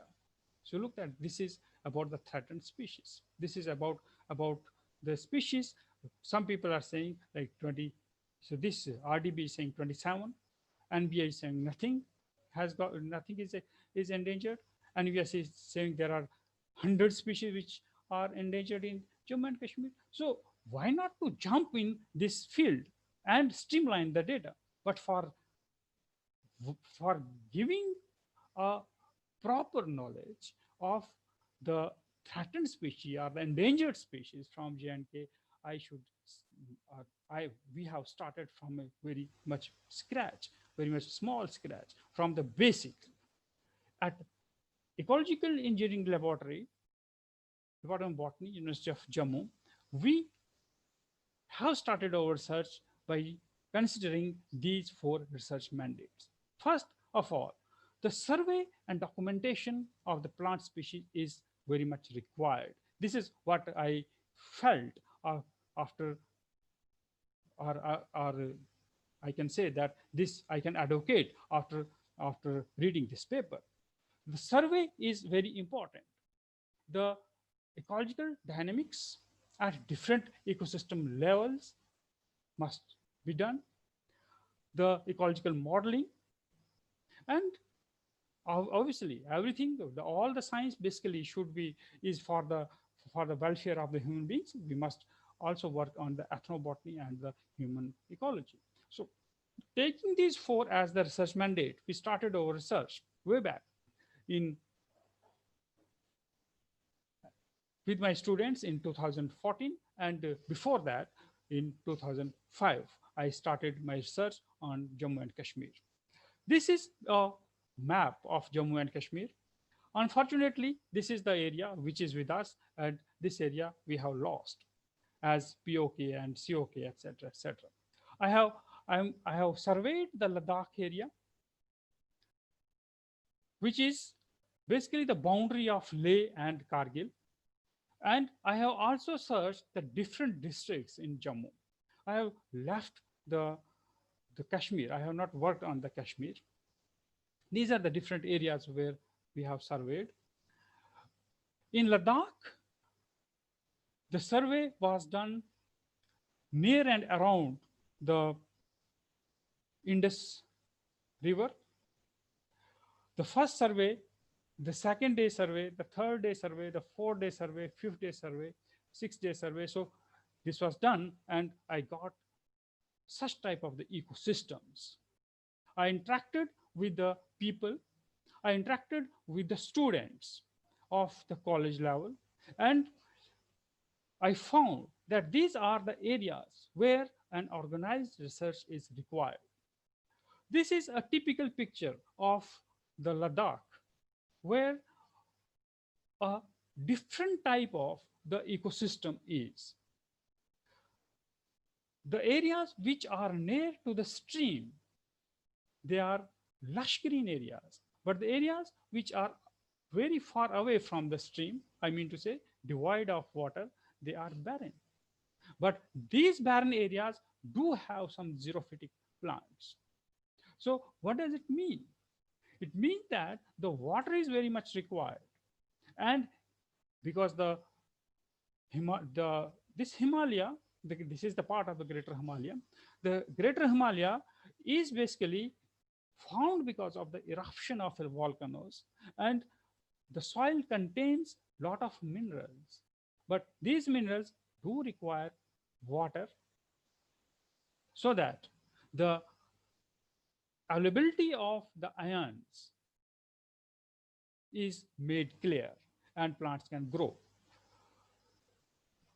When a close examination of this barren area was done, I found the different species like rheum, a patch. This is a patch. This is a close up of a barren area where I can see a good population of rheum, the good population of some succulents, and very important species like Aphidra. And when I surveyed the parts which are near to the streams, the areas were having very typical plants like Artemisia, Dactylorhiza, some non-photosynthetic plants like Orobanche, some poisonous plants, some like the ecosystem indicator of gold. This means that this is a rich ecosystem and needs the wide explorations.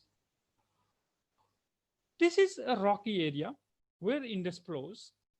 This Indus is basically, it flows in the western part of the Ladakh and is a main source of water. Okay, it flows through the Batalik and then it moves to the Pakistan. On the banks of this river, there is a typical tribe which is known as the descendants of Alexander, right? From their gearheads, we can well estimate that obviously they are the descendants of the Alexander. They are different from the Mongols with respect to their features. And they have got settled on the bank of river Indus with the reason that they get an ample amount of water so that they can cultivate. And it is very interesting to know that these people, they are cultivating almost all the types of the cereals and all the types of the temperate fruits in this region.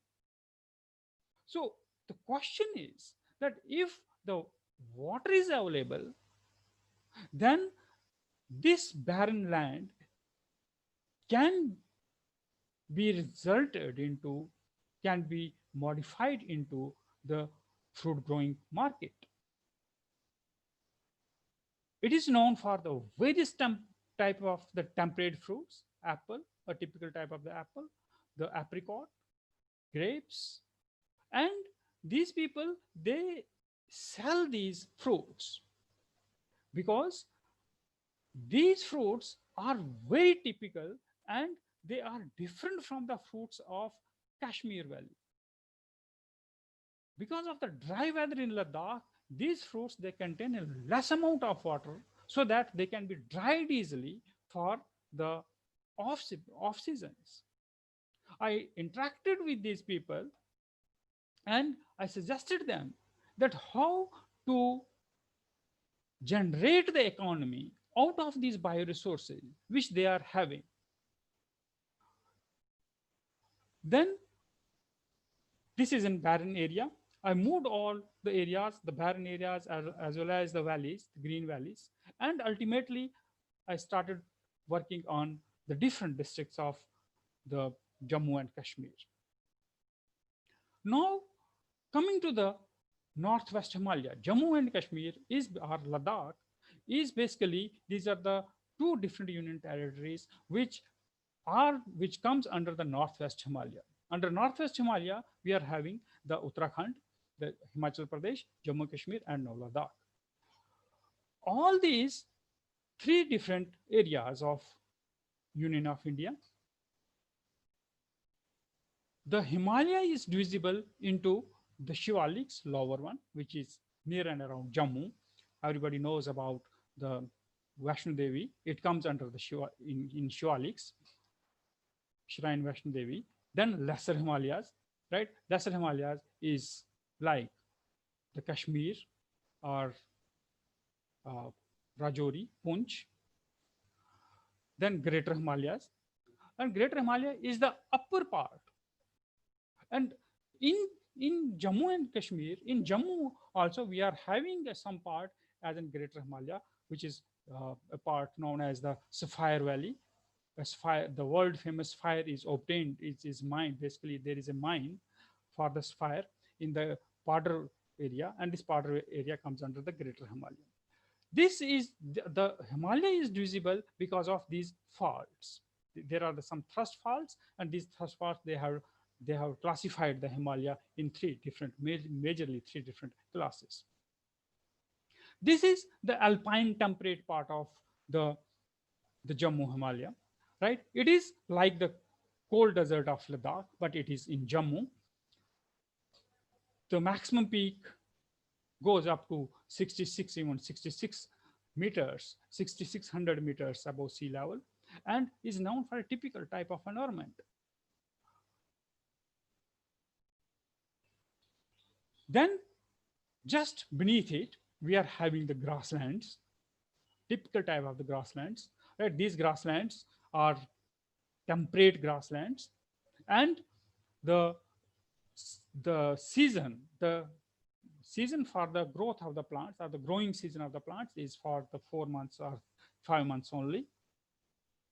We do have the aquatic ecosystems in the Lesser Himalaya.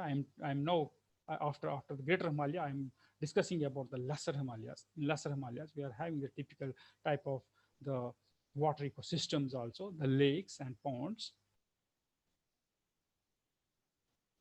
We are having the polygonum. And I have worked on the aquatic ecosystems also with the WWF India, and we have basically done the physiochemical analysis and the economic evaluation of these lakes in Pir Panchal range. But near to these lakes or the water systems, we do have many plants. Like I'm giving a glimpses of these plants. This central one with the red leaves is basically Virginia ciliata. Sorry, Virginia. It is not Virginia ciliata. It is the Virginia stachyi. Virginia ciliata is another plant. Virginia stachyi. This Virginia stachyi is a very typical medicinal plant, and the rhizome of this plant people are using to cure the injuries. So it is used as an antiseptic. The red leaves are because the photograph is taken in the month of September. In the month of September, the ultraviolet radiations becomes more, and the green part of the leaves, it turns it into red. This cone is of a typical gymnosperm, which is found only in the Jammu Himalayas. This is the Pinus chilgosa or Pinus giardiana. Right, the seeds of this pine, which comes from this cone, are used as a dry fruit. This rose is a wild rose. We must have read somewhere the wild rose is known for 5 different petals. This is a wild rose. So all this is in Morina. This is the polygonum. These are used for the traditional tea preparation. So people, they are using these bioresources. If they're using these bioresources, what I have experienced by living with these tribal people or nomads, they use these bioresources for day-to-day life, and they are having the better health than us. A very typical plants, potentilla. We must have read about the potentilla. People now the industries, they use this potentilla for making the creams. aconitum, a very important poisonous plant. And the coach of Pakistan, he was killed by giving once somewhere in foreign was killed by giving the rhizomes of this plant. So these are something very these are the basic glimpses of the phytoresources in the Himalayas, in the Jammu and Kashmir. Now, this what I have obtained, this is obtained through the unorganized survey. Now, for the science, most organized surveys are required. We felt it later on, and we did the organized surveys in these areas. In coniferous temperate forests, we worked on the community level or ecosystem level, or community level, particularly on the ecotones. We know that what are the ecotones? Ecotones are basically the areas which are in between the two prominent communities, right? These are basically the transition zones. And the transition zones here, which are basically marked as red boxes, these areas were surveyed. Why these were surveyed? Because science says that the ecotones or transition zones are the regions where the maximum diversity is available. So our motto was to know that whether it is correct in Northwest Himalayas or not. And we started surveying these areas, particularly at this position. This is the illustration where under this red circle, this was the particular area where we started working. And we got three types of the stratifications.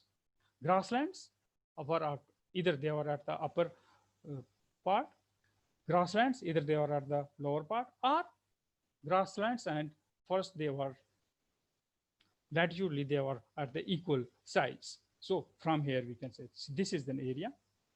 The grasslands and the forests, they are on the equal latitude. Here the forests are at the upper latitude, altitude, and here the forests are at the lower altitude. So such type of the sampling areas were detected, particularly in this region of the Himalaya in Jammu and Kashmir. And a line project method was used. It is a very, just we modified the method a little bit, and we published this method in a journal, American journal, and this was widely published that this method is okay for such type of the studies. So these are the sites where we have thrown our projects and we got the different types of the species. So these are certain glimpses of the species. We got different types of the glimpses, and simply by studying the alpha diversity using certain indices for richness, evenness, and heterogeneity, and then species turnover rate or beta diversity, we concluded that what actually is the situation in these areas.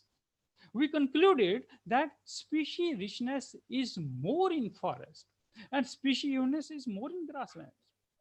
In type 1 stratification, these are the natural ecotones. But these ecotones are not natural ecotones. People, they have basically removed the forest from the lower region for their ease, for maintaining the grasslands. And these are the anthropogenic ecotones. Are this type of ecotones, they are also the anthropogenic ecotones. And we proved later on that these are the anthropogenic ecotones. But this type of the synchrony was not seen in the anthropogenic ecotones. Then we moved ahead, and through PCA, principal component analysis, we identified certain factors, right?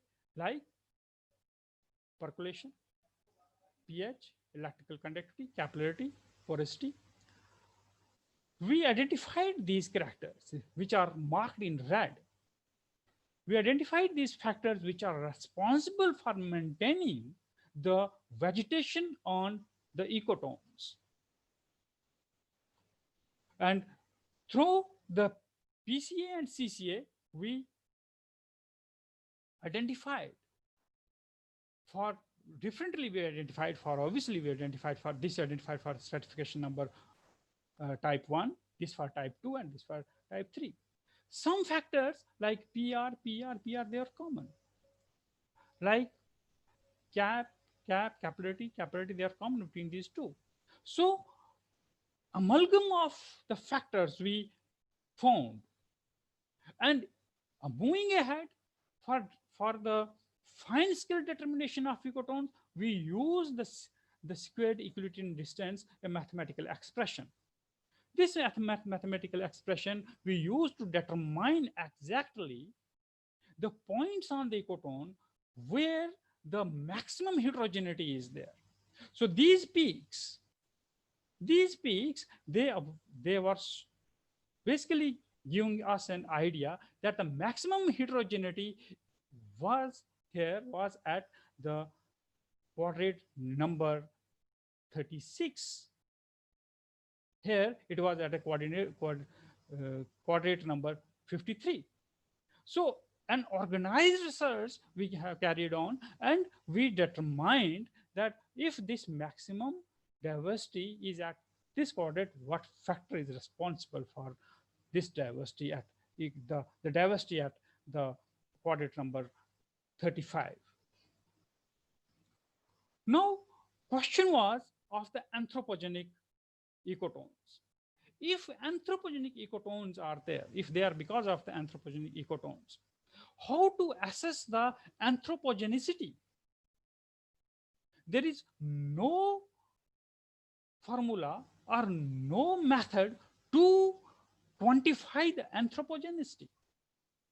So we tried to find out that what is the quantification of the anthropogenicity on such ecotones. And for that, all the data was compiled, and we used the data, and we then prepared some expressions to determine the anthropogenicity on the ecotones.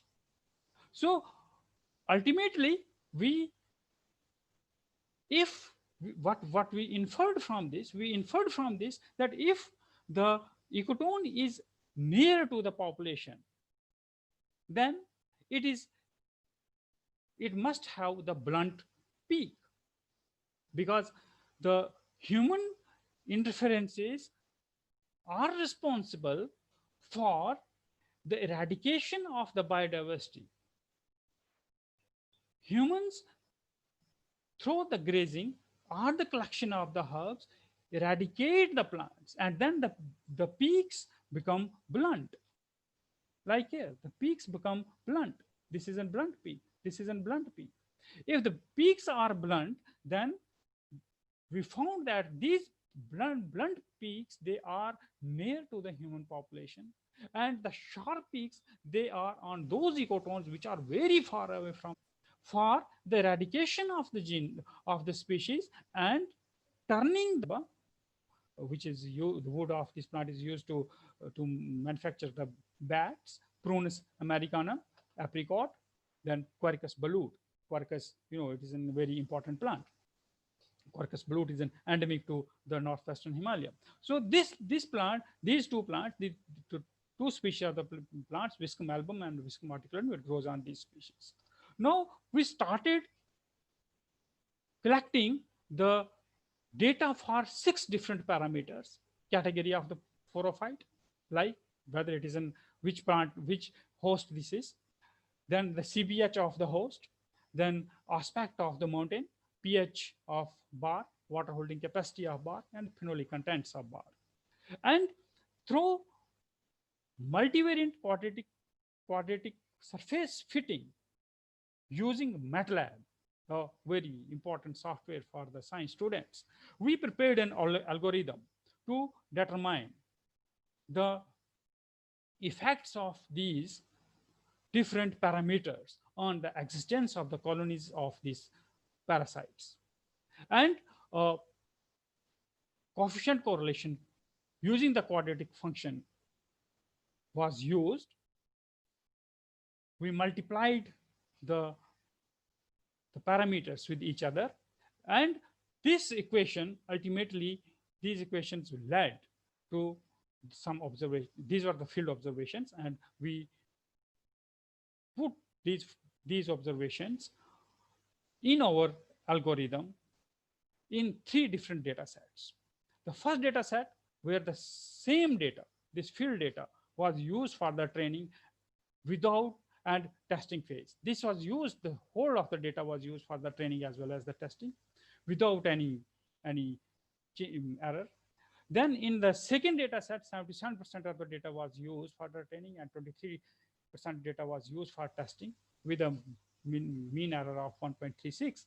And in the third data set, training was done on actual data, while the simulated data was used for testing. And we obtained these results. These are the basically colonies. If we fluctuate the CBH and we take constant values of the aspect, pH, water holding capacity, and phenols, this will be the condition.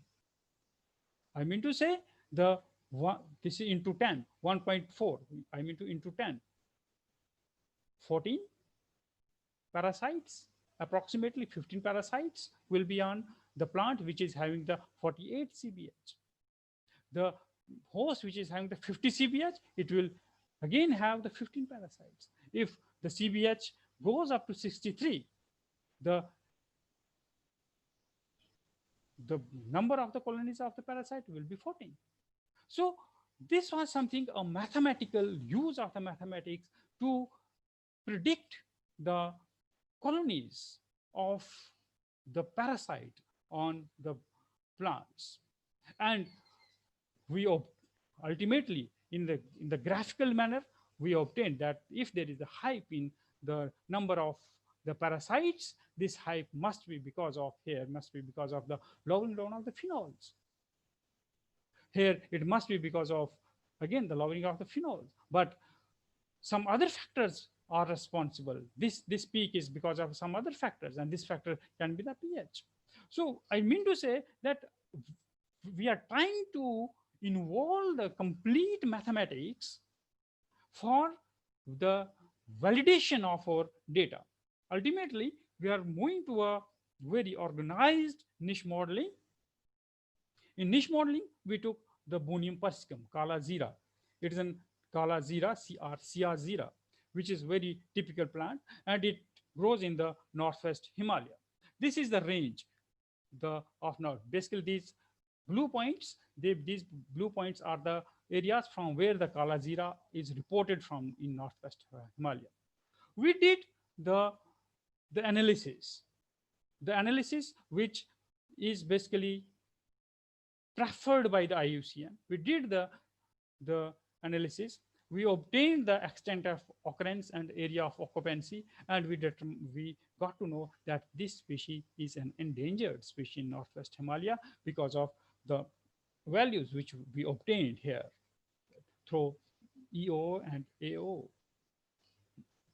Now, these are the different RCPs, right? We ultimately, what was the motto? Our motto was to use this data in accordance with the RCPs. RCPs means representative concentration pathways of the gases. So these are the representative concentration pathways of gases which are given by the IPCC.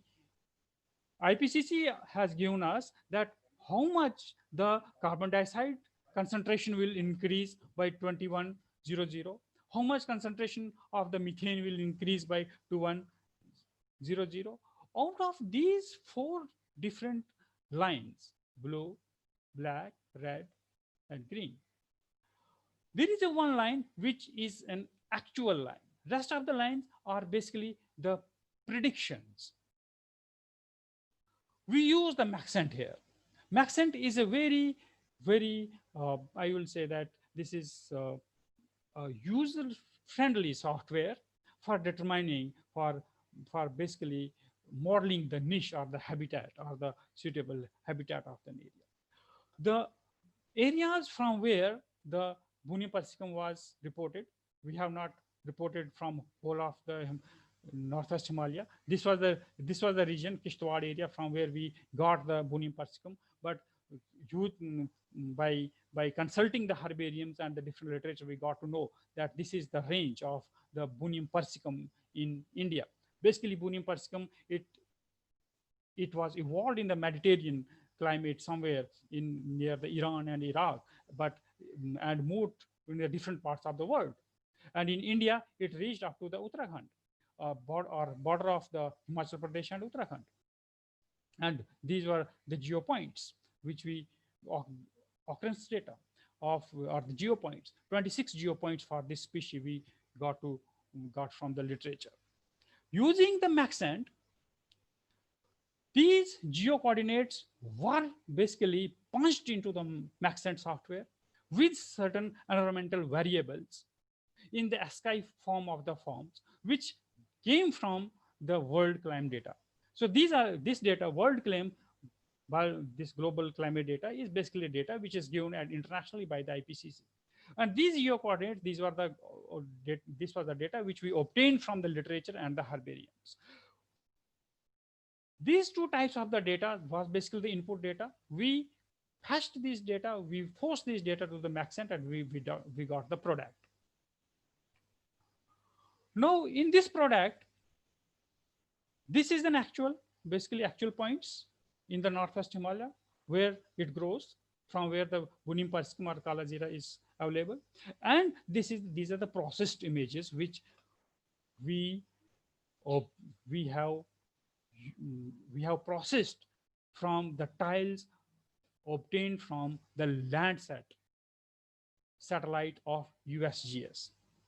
So these tiles, they are well available at USGS site. We got the site, we processed all these slides, and the data was maintained. This is the basically digital elevation model, which is basically obtained from these tiles. So the elevation is given here. This is the aspect, northwest, east, south model.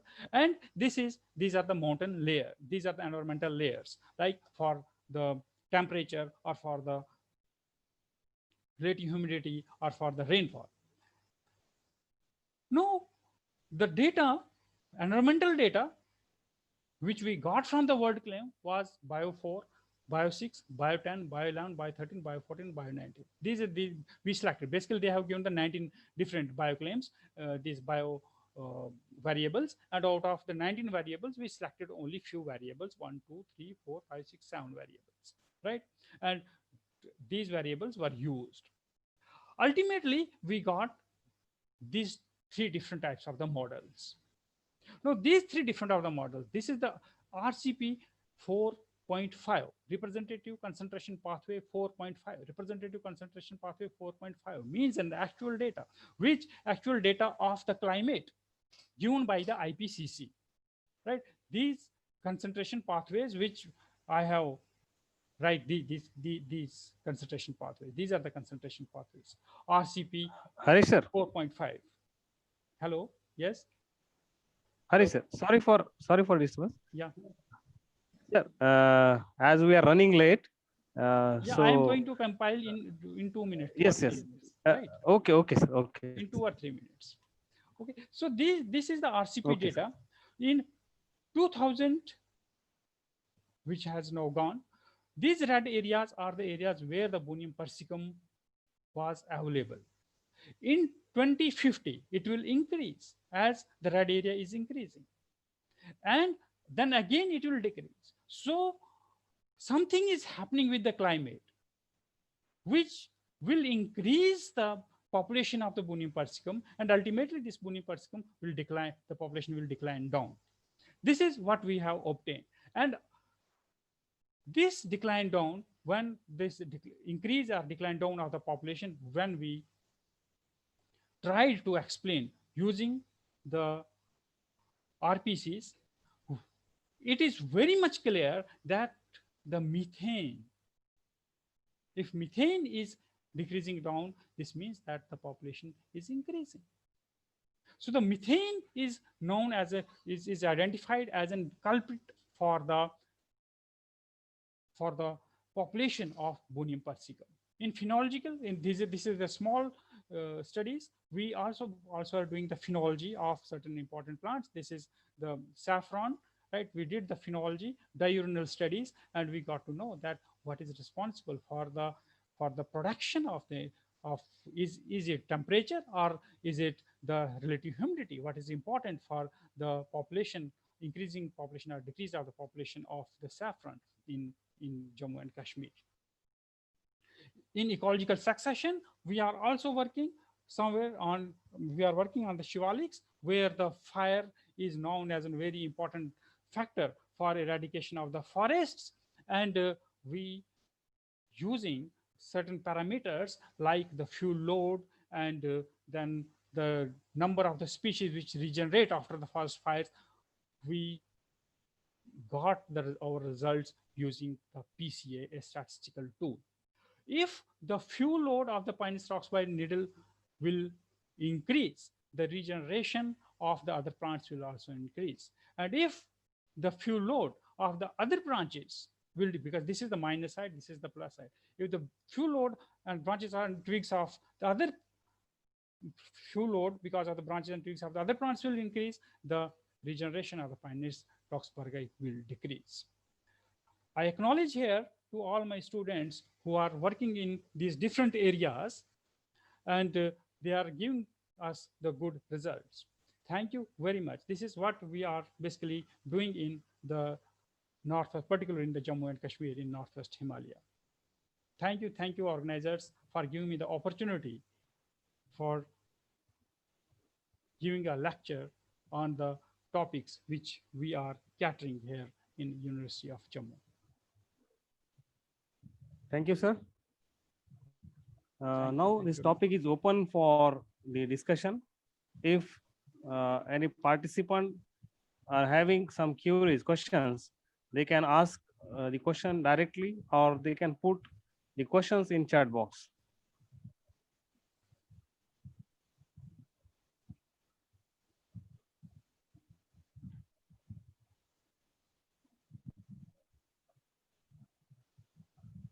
I think, sir, there is no any question. Okay. So I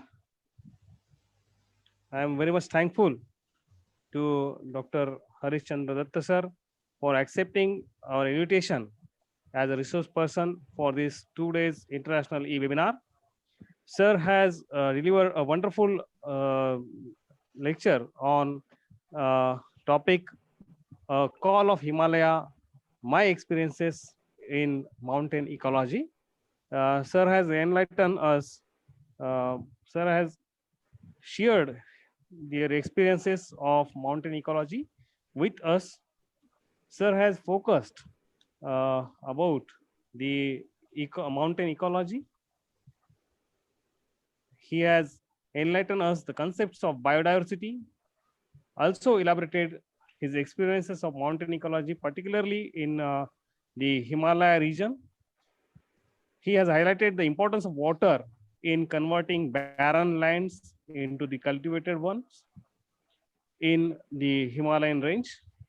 Also, he has put light on ecotones and the role of methane as culprit in the field of ecology. So with these few words, I am very much thankful to Dr. Harishchandra Datta sir, and I hand over this mic to the Dr. Nagesh Dhole sir for next session. For next session, we are having with us Dr. Amol Ghodke. Yes, sir. Sir, let's see Yes, some question in YouTube chat box. I think that I really Okay, not present for this session, but one question is from someone who she is asking that let me see the question. Please check, sir. Yes, sir. Yes, sir.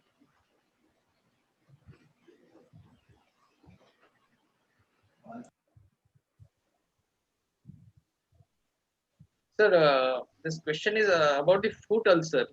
I don't know the plant. She didn't mention the plant name, but she asking, can foot ulcer be cured by this plant? Sorry, can you repeat?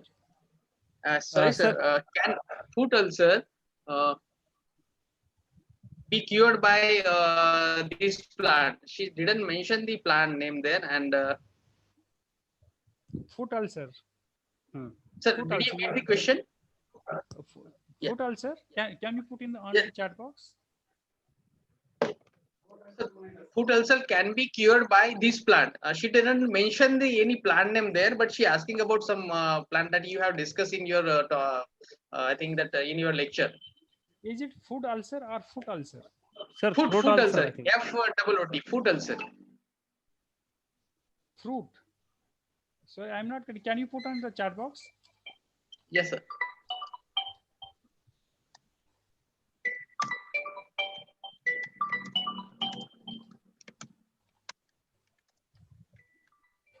Yes, sir. For everyone, I have set the one question.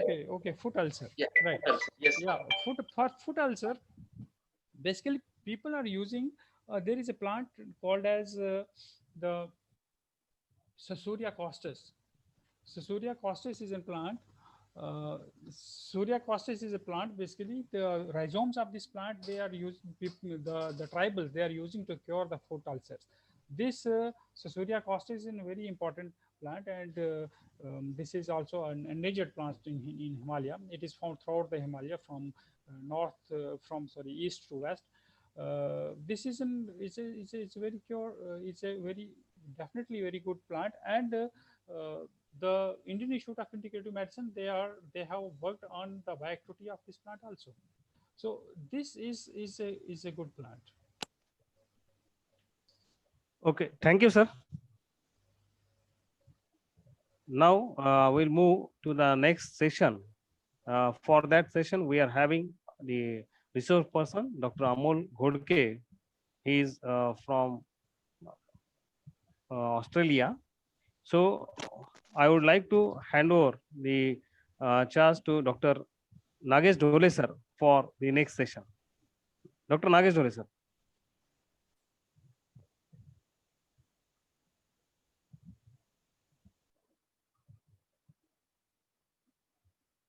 Hello Dhole sir आवाज नाही येते Dhole sir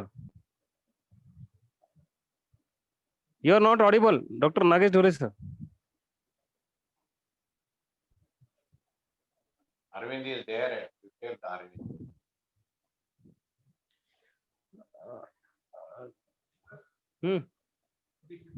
Okay. Sorry for inconvenience. Dr. Nagesh Dhole sir will introduce the resource person of this next session. Dr. Dhole sir. Thank you, Tawde sir. So, I'm very happy to introduce our next speaker, Dr. Amol Ghodke, in this third technical section. So, Dr. Amol Ghodke has completed the bachelor's and master's in agriculture biotechnology from Marathwada Agriculture University, Parvani. Later on, he has completed the PhD from University of Melbourne, Australia, and his PhD topic is transcriptomics, molecular evolution, and pest control. Currently, Dr. Amol Ghodke is working as a postdoctoral researcher at Queensland Alliance for Agriculture Institute, University of Queensland, Brisbane, Australia. Now he's working on plant-insect interactions. He's exploring the potential of RNA interference technology to control aphids in agriculture. So, Dr. Amol Ghodke is a very young researcher. So I request Dr. Amol Ghodke to start the talk for this today's international webinar on recent trends in life sciences for better future. Dr. Amol Ghodke. Thank you so much. Thank you so much to the organizing committee for having me and giving me opportunity to present my research in front of you. I assume that this is more of a general students from different area. So I'm going to keep it a little general rather than going deep into the topic. So can I share my screen? You are a co-host. Yes, sir. Yes, sir. Amol. Yeah. Dr. Amol, sir, you can share.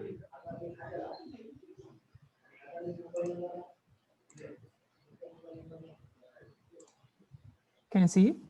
Okay. Yes, yes. Yes, Visible. yes. Yeah. Okay. So I'd like this talk to be more interactive. So if anyone has any question, please feel free to shoot the question in a chat box or simply ask. That's fine. It doesn't bother me if you disturbing me. That's fine. So first, if you look at this picture on your screen, what do you see? What have you learned from so far from March till date?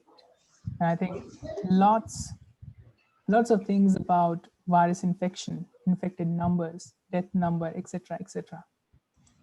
You just have heard from one of the presenters today about the e-waste, how e-waste has been bulking up and how we are consuming lots of electronics. You must have used it during this lockdown time. But during this lockdown time, when everything was closed, I needed only one thing to survive, and that is food. Technology was useless because it could not fill my stomach. So maybe it helped me through temporary boredom, but it could never replace food. And with more than 1.3 billion people in India,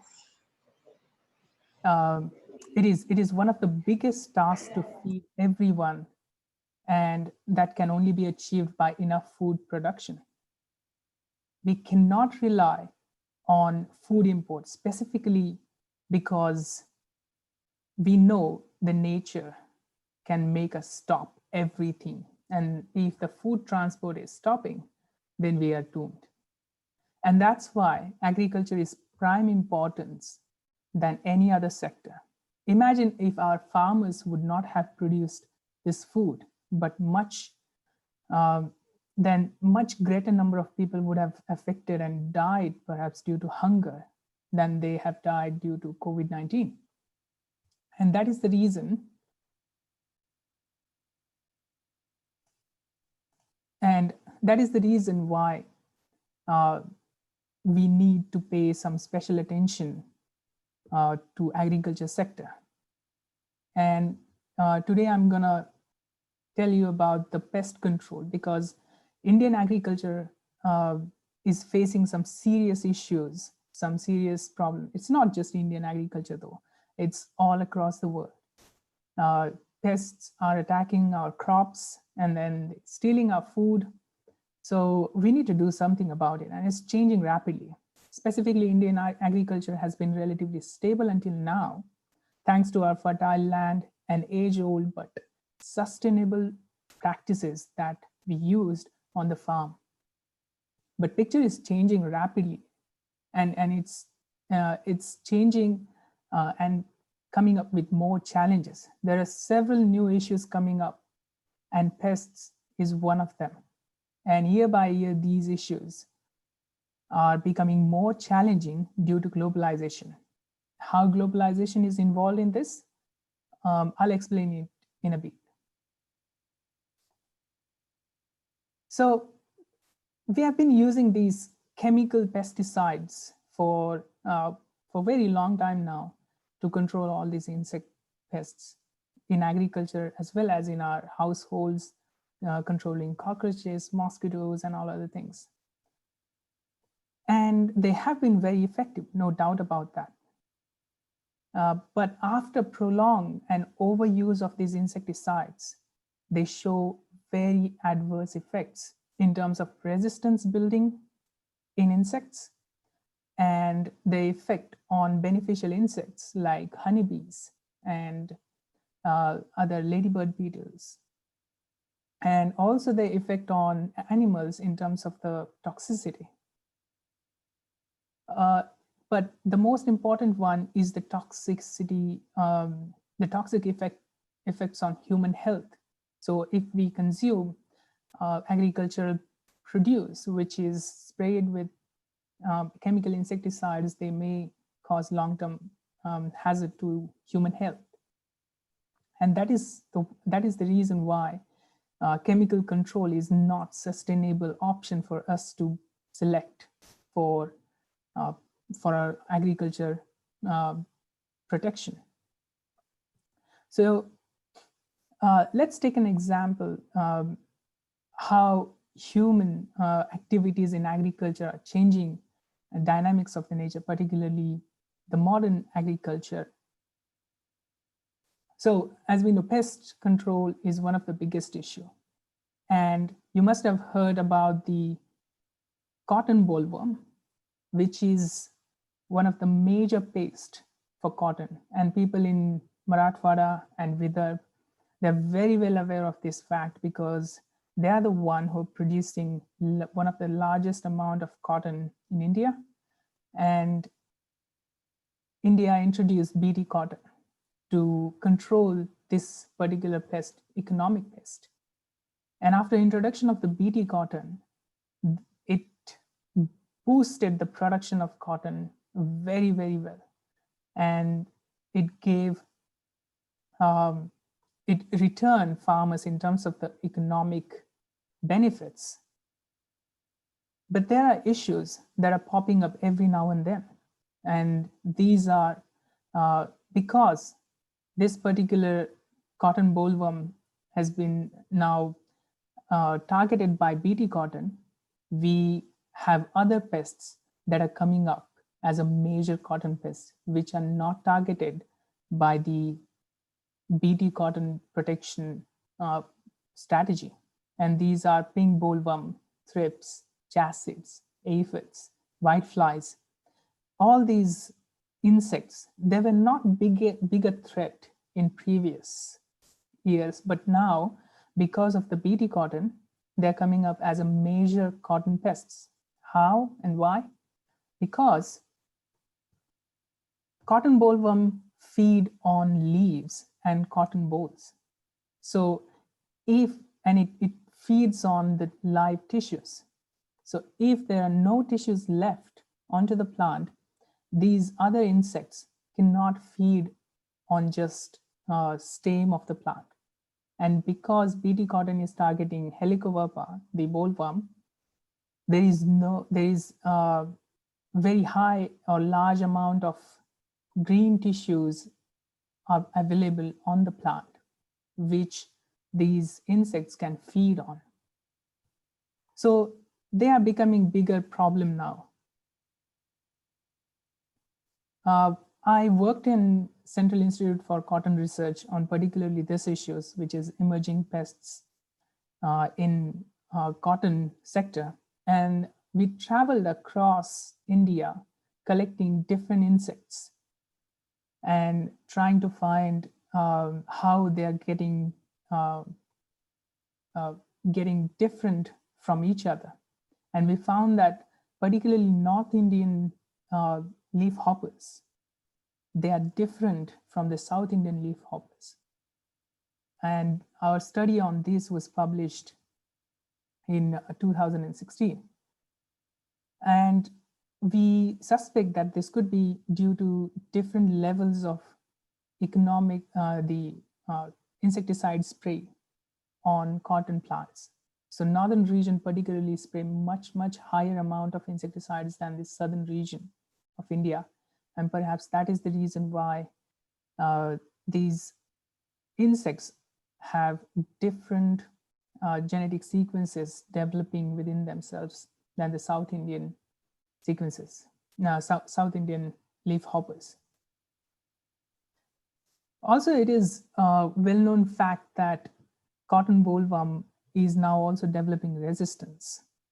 So this resistance is going to cause more problem because even in the presence of the BT cotton, you will have that problem of bollworm.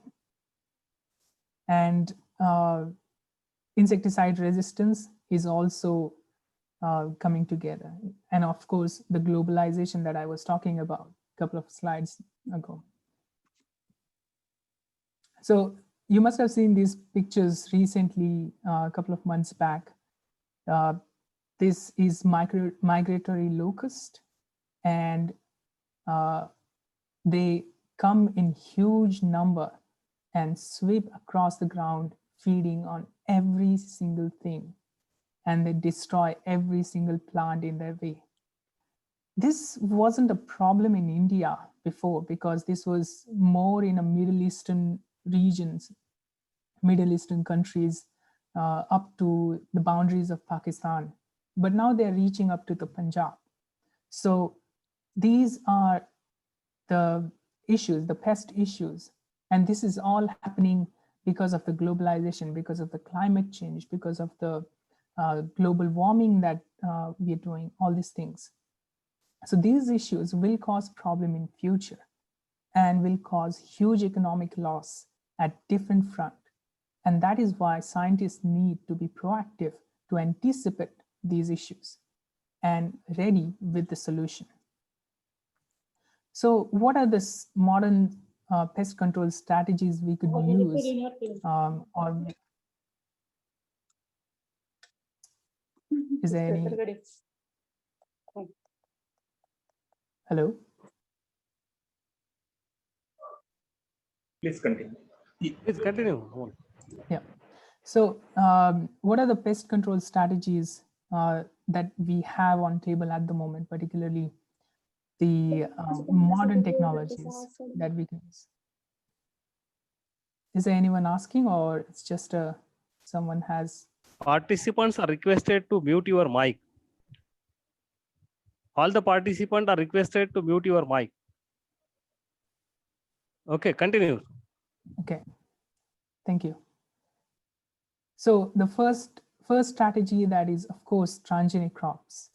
But just like BT cotton, we have BT brinjal and genetically modified mustard crops in India that are ready to launch. But again, not everyone is happy with this particular approach, specifically due to the alien factor of transgenic crop that has been seeded in the minds of the people. People think that this is not good for us. And we also don't know that every single transgenic crop will be good or bad.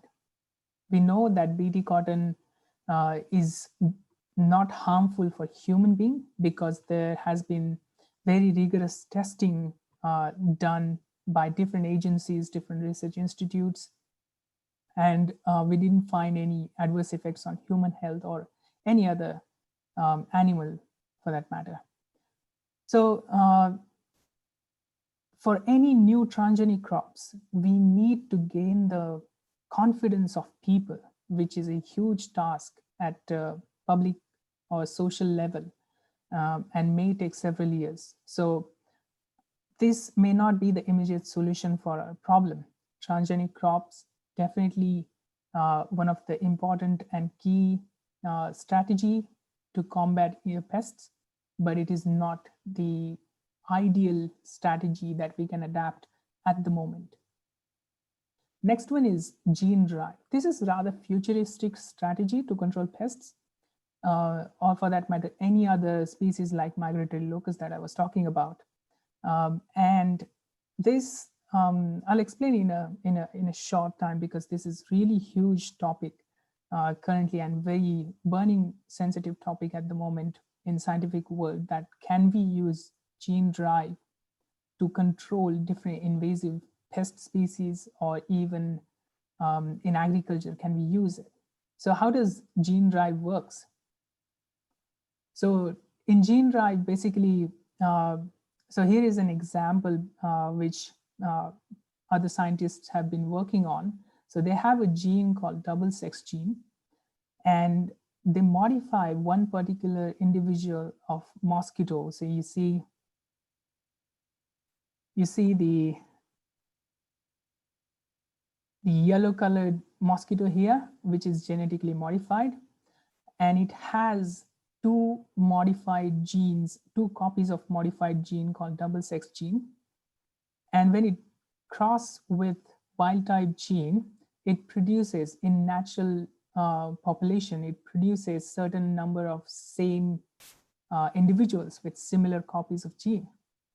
This is more of a approach where without gene drive, there is only one copy present, and very less number of individuals become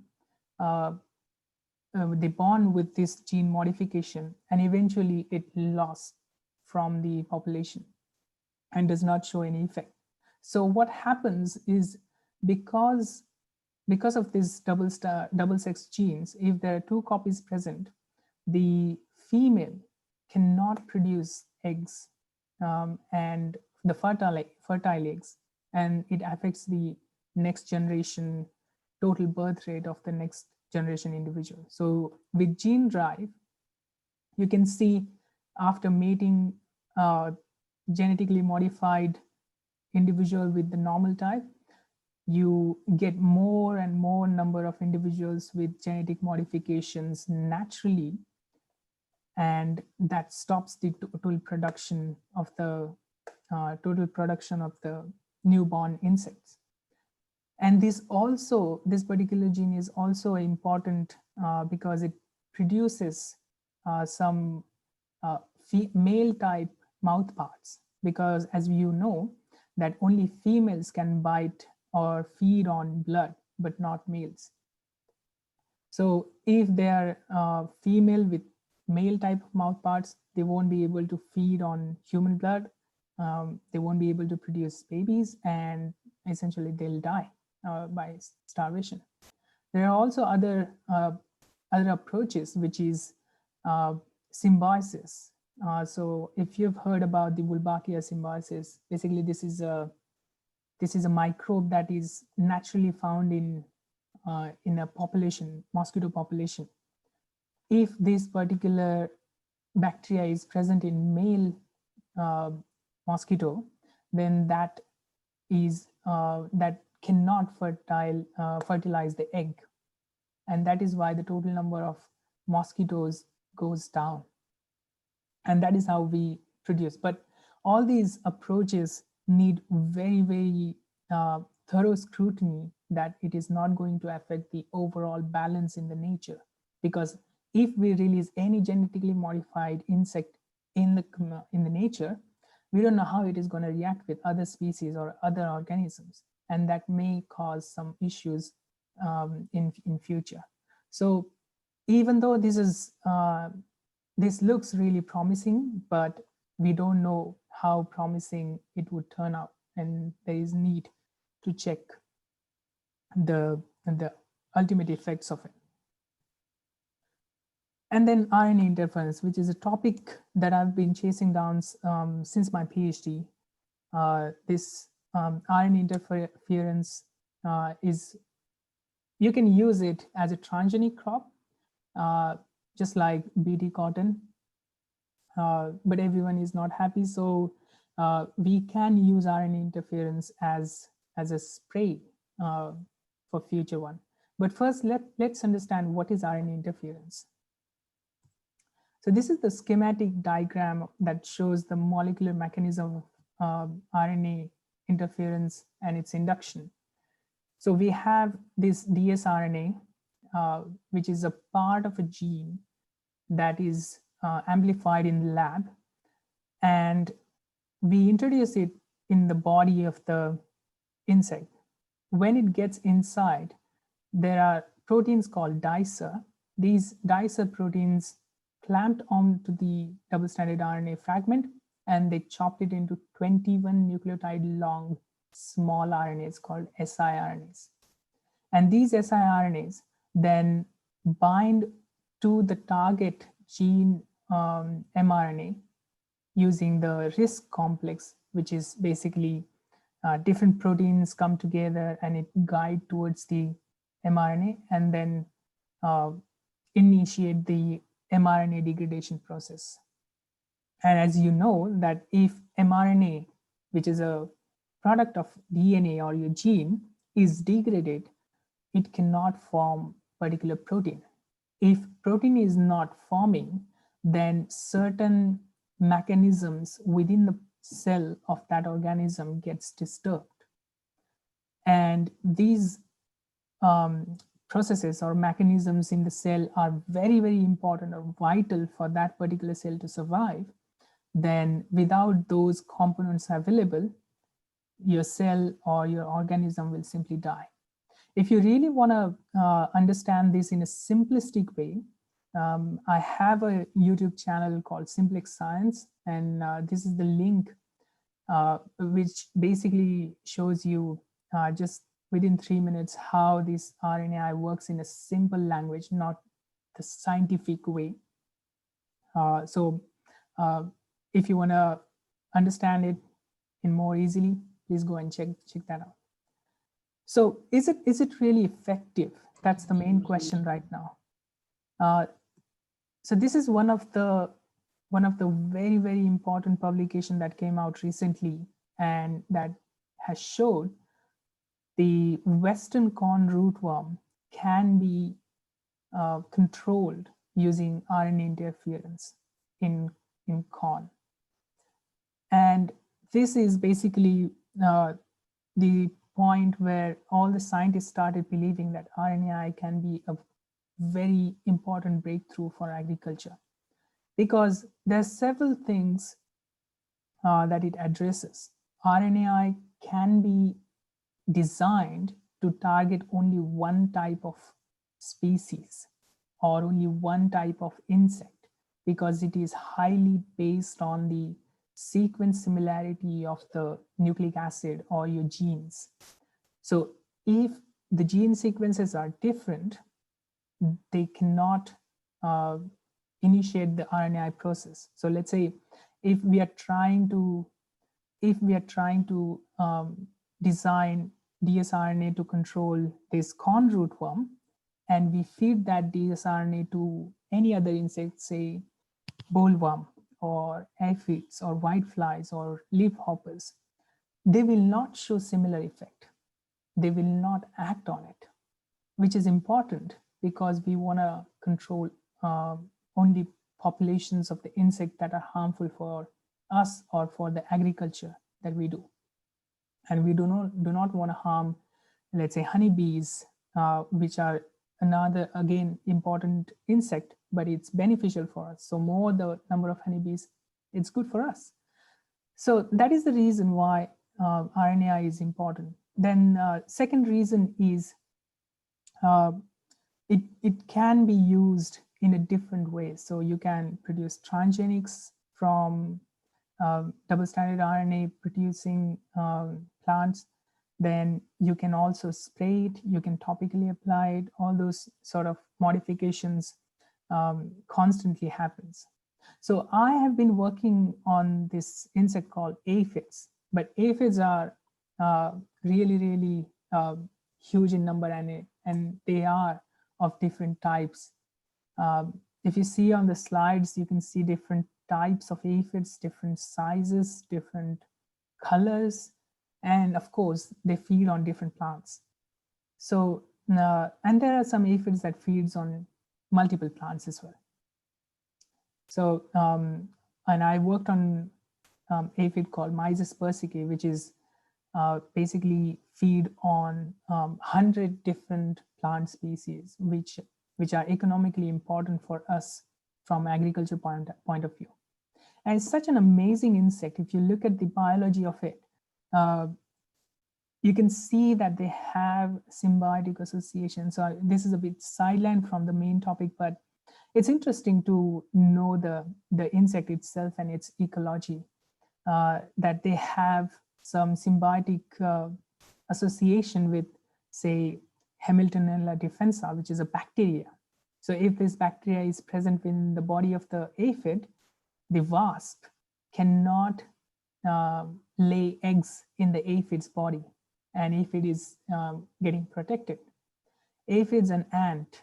So ants are there to get the honeydews that is secreted by the aphid, which is sweet, basically sugar, And in return, aphids get protection from their predators by ants. So I can talk a lot about these aphids because they're really amazing organism if you look at just from biology point of view. But of course, they're bad for our agriculture, definitely. So I'm trying to control these the population of these insects using RNAi since I started my PhD. And basically, the process involves is the selection of the genes that you want to target. So if you select a gene, and if that gene is absolutely important for the aphid survival, then and you disrupt its function or you disrupt its expression, then it is going to affect the survival of the insect. So how do we do it? So in lab, what we do is basically prepare such cages. In reality, it looks like this. And this is the parafilm. I don't know how many of you have seen, but this is basically a film that you can stretch it and then put over on top of the container. And once you place the first film, so first you have to put the insects inside these cages and then put the parafilm on and then put your liquid diet, because aphids feed on plant sap, so they cannot feed on live tissues. So once you put the first film, you put the diet and then you put another film and it create a layer that mimics the skin or the membrane of the cell. And then aphids inside will pierce their proboscis into the membrane and suck the liquid and feed on that. And we mix different double-stranded RNAs in this diet so that this dsRNA get inside the body and then show its effect in terms of the gene silencing and may affect it. The second way that we do it is by feeding them on transgenic plants. So if you feed them on a plant which is produced transgenically and has a part of a gene which produces double-stranded RNA against the aphid gene, and insect feed on these transgenic plants, they naturally take up some amount of double-stranded RNA, and that will then start showing the effect of the double-stranded RNA. So I worked on almost 4.5 or 5 years on it, and I started basically with failed attempts. Failed attempts, like lots and lots of failed attempts throughout my PhD. I tried different things that are already published, modifying all the different RNA targets and stuff like that. But I never found any gene silencing, or for that matter, any effect of my treatment on these insects. So I looked at the other aspect, that whether my dsRNA is stable or not in the diet that I'm putting in. So I looked at it and I found it stable. I also looked at the aphid saliva, whether the dsRNA that I'm putting in is stable or not. And I found it stable again. But when I interestingly incubated the dsRNA in the dissected guts of the aphid, I found some interesting things that are happening. So when I incubated this double-stranded RNA with the dissected gut, I found the total amount reduced to almost zero within 30 minutes of time. That means something is there which is which aphid is producing within the gut body, and that is degrading double-stranded RNA, which I'm trying to feed to the insect, and it's getting disappeared. So if it is getting degraded, how it is going to show any effect? And then I looked at the classical way of analysis to find whether the gene is really what it is and how exactly it works. And we found that this particular Mysis persicki dsRNA gene, which is upregulated 10 times in the midgut of the aphid, the Mysis persicki aphid, which basically tells me that why my experiments didn't work. And there are several other reports which are also sometimes explains that RNAi does not work in aphids sometimes. And there are so many publications out there which also shows that, oh, it works. So I completed my PhD with this work and some other biological aspects of the aphids exploring. I published this particular data recently last year in Nature Scientific Report, and I'm still pursuing that same issue here in University of Queensland. So what is next? If RNAi is not working in aphids, what's going to happen to it? What is going to happen next? If you look at this particular article, then you'll find that there are ways to make this happen in aphid, despite of this nucleases or dsRNases that are present within the aphid body. This is basically, we feed insect with double-stranded RNAs of those dsRNases or nucleases itself, along with the target dsRNA. And then we can silence the expression of the enzyme that degrades dsRNA and the silencing of the target gene that we think is important for aphid to survive. And it is possible. So the next thing is that we are trying to do is basically how can we use this particular aspect using dsRNA as a spray, dsRNA as a transgenics, or any other nanoparticles that we can use to effectively use this RNAi strategy to control the aphids, or for that matter, any other insect in agriculture.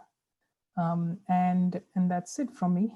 I really thankful to the organizers of this session and this particular event. It's been an honor, particularly Dr. Sachin Taude. He's my teacher since in my undergraduate. I think for a year or two, he taught me different subjects. Thank you so much for inviting me, sir. And I'm happy to be here. Thank you so much.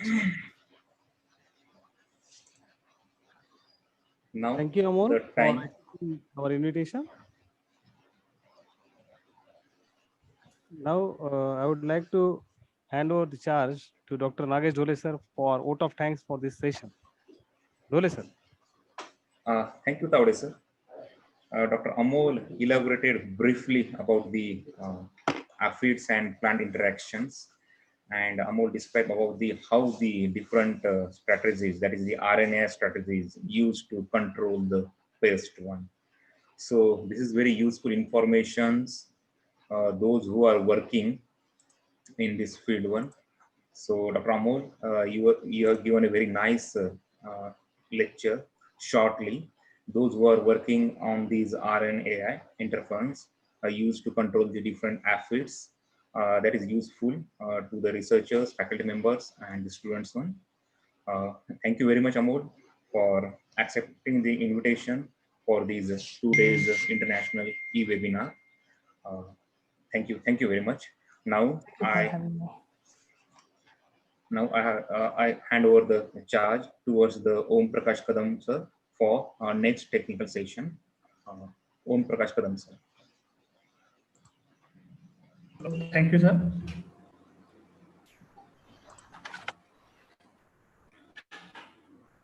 Very good afternoon and warm welcome to one and all the participants. Dear participants, on the first day of today's international webinar on recent trends in life sciences for better future, I am very happy to introduce our resource person for the technical session 4. We have Mr. Praveen Marathe sir as an resource person. Mr. Praveen Marathe sir is working as a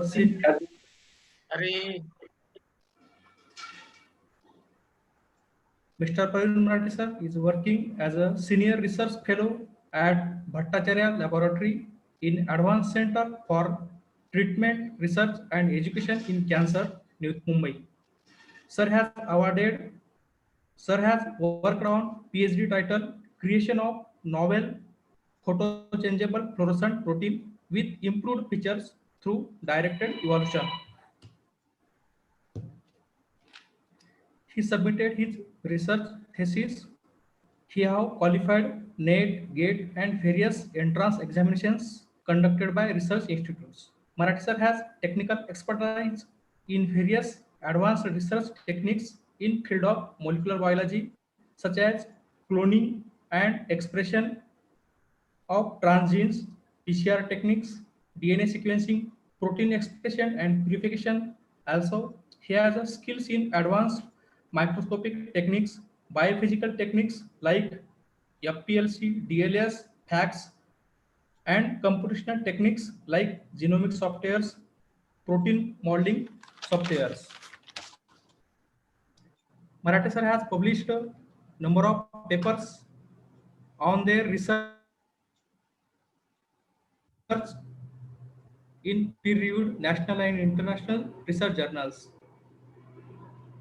He also actively participated and presented research work in India and abroad. I request to young and hardcore dedicated researcher Mr. Marathi sir to deliver his talk on biology of cancer. I would like to welcome Mr. Marathi sir.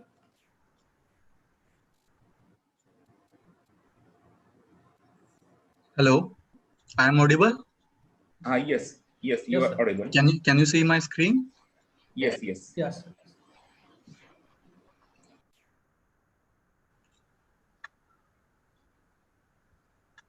So, just a minute.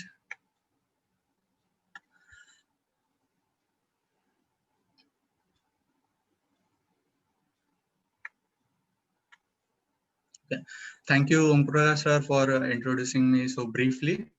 So, I'm a doctorate student in Tata Cancer Institute, Kharghar, Navi Mumbai. Although biology and cancer, it is not my topic of research, still I am going to give a bright lecture on biology of cancer.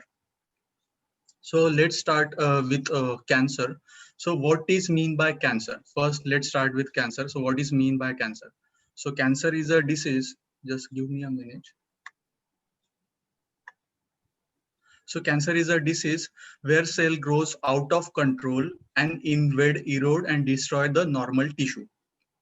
So in normal circumstances, normal body cell grows, divides and die in orderly fashion, while cancer cell does not obey this normal path. So cancer cell acquire the property which we call immortality. So in that characteristic, actually, they just don't die.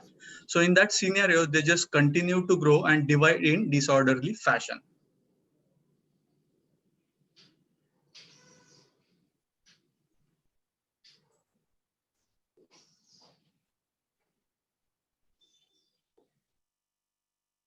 I'm not audible. So is there any problem, Praveen?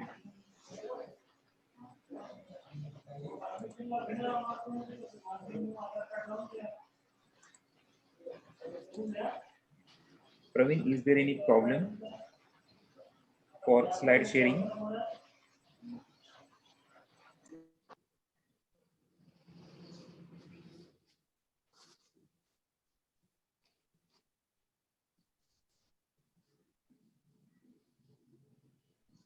I think something internet connectivity issue occurred. Call him then. Okay, sir.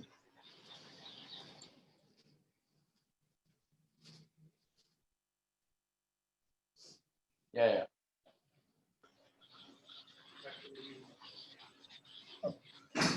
sharing is there. Now sharing is visible. Please start.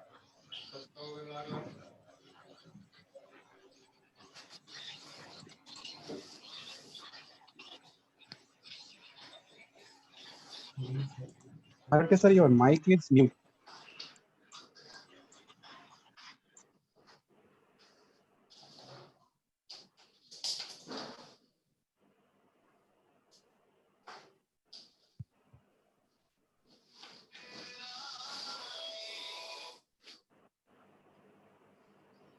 Okay, sir, you are not audible to all of us. Your mic is mute. Please unmute your mic. Marathi sir, unmute your mic. Yeah.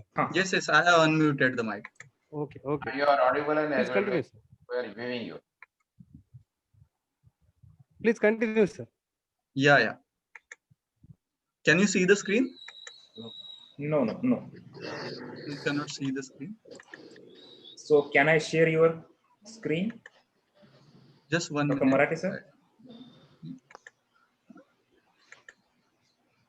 Now you can see the screen.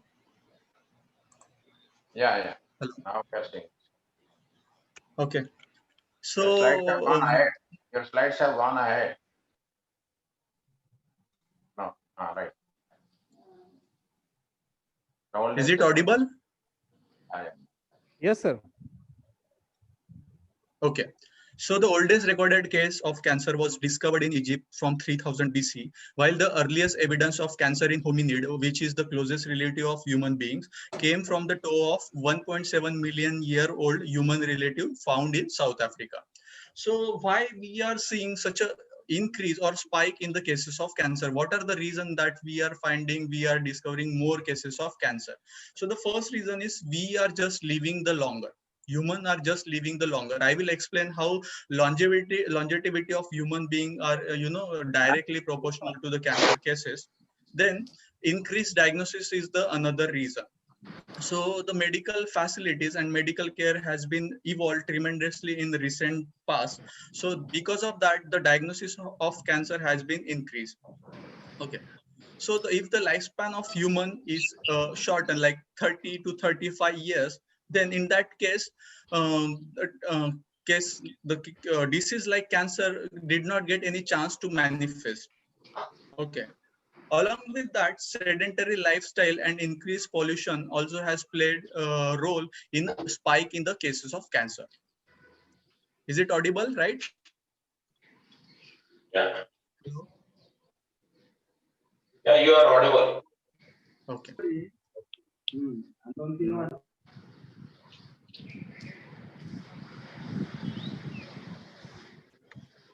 So let's see how cancer starts and how it affects the function of normal body. So here you can see, so I have shown the normal cell. So normal cell has a limited capacity to undergo cell division. So it can undergo certain number of division, which is called as Hayflick's limit. In normal scenario, cell can undergo up to 30 to 40 number of divisions because of Hayflick limit. While in case of cancer, this limit has been escaped, that Hayflick limit has been escaped by cell, and because of that, cell can undergo unlimited cell division, which is called uncontrolled proliferation. And because of that uncontrolled proliferation, it creates the tumor. So let's talk about the factors which trigger the cancer. Basically, which factor or which agent are basically responsible for the cancer. So let's talk about one by one. The first one is the heredity, which is the most and the highest affecting factor in the cancer. The next one is different viruses. These viruses is known as oncoviruses. Different viruses are shown their role in different type of cancer. So the reported oncoviruses are T lymphocyte virus, human papilloma virus, Epstein-Barr virus, hepatitis B virus, and hepatitis C virus. Okay. Then there are another factors like smoking, which also shows their involvement in lung cancer. There are certain chemicals which is known as onco chemicals or onco reagents also shows their involvement in cancer. So those famous reagents are like radon, asbestos, tobacco, formaldehyde, acrylamide, etc. Okay. Then along with that, UV radiation from sun also has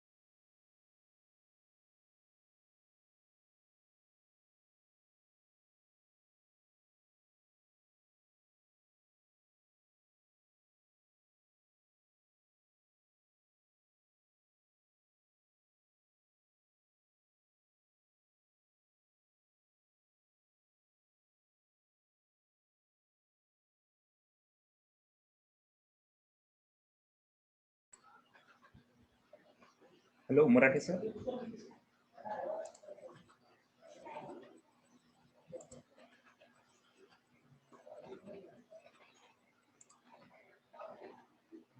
Something internet issue occurred towards the Marathi sir. So, Marathi sir, please unmute your mic. Marathi sir, please unmute your mic. yes, yes. Should I share my screen? Please, please. Sorry for connection problem. Okay, you have No. disabled the participant for screen sharing. 1 minute, sir. Sir, I have your PPT. Can I share your PPT? Yeah, please, please. 1 minute. I will share your PPT. Yeah.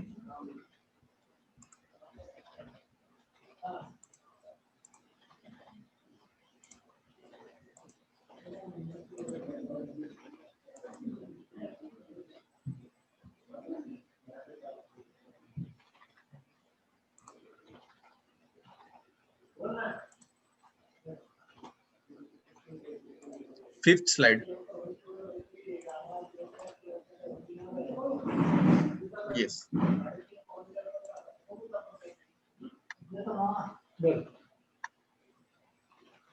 Please continue, sir. Yeah.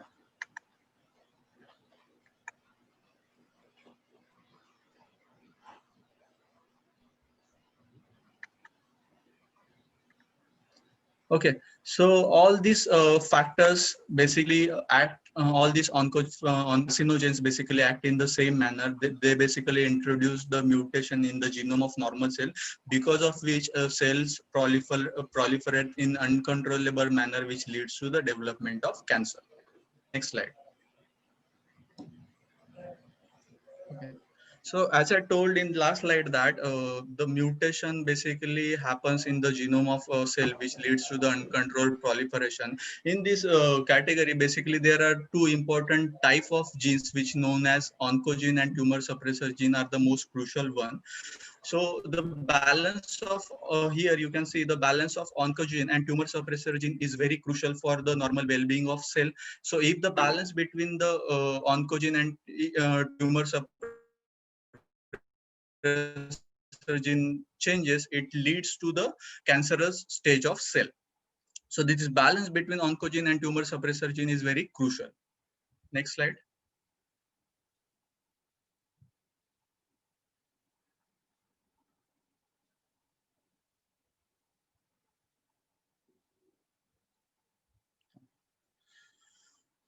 Okay. So there are many factors which show their involvement in cancer, in which age is the most important factor. So here I have shown the graph. Here you can see the life expectancy of Indian population from 1900 century to 2015. So here you can clearly see the life expectancy of Indian population in 1900 century was almost 24, while in 2015 the life expectancy is almost about 68. So in last 100 years, the life expectancy in Indian population has been increased from almost 45 to 15 years. Similarly, same pattern you can see for the world. Here you can see the life expectancy of world population in 1900 century was almost around 31 to 32 years, and in 2015 the life expectancy of world population is almost increased up to 72. So in case of world population also, life expectancy has been increased for 45 to 50 years. So in last 100 years, you can see the life expectancy has been increased dramatically. So in the next graph, you can see how the cancer is correlated with the age. So in this graph, in second graph, you can see how the cancer occurrence is increases with increase in age. So in this graph, you can clearly see after the age of 40, the occurrence of cancer is significantly increases. So what are the reason that increased age leads to the more occurrence of cancer? So there are basically two reasons for this increased occurrence of cancer with age. The first one is accumulation of mutations. So as we age, the mutation get accumulated in our genome. Basically these mutations are very crucial when we talk about the cancer, and this mutation basically happens in oncogene as well as tumor suppressor gene, and these genes are basically responsible to control the cell division and growth. So as we age, the more and more mutation happens in oncogene as well as tumor suppressor gene, which leads to the increased occurrence of cancer. The next change happen with age is increased DNA methylation, and this increased DNA methylation suppress. Can you hear me? I am audible? Yes, sir. You are audible. Yeah. Okay. So this increased DNA methylation basically affects the tumor suppressor genes, and this DNA methylation of tumor suppressor gene basically inactivate their performance, which leads to the increased occurrence of cancer. So DNA methylation and accumulation of mutation in oncogene as well as tumor suppressor gene as the major cause with for increased risk of cancer with age. Next slide.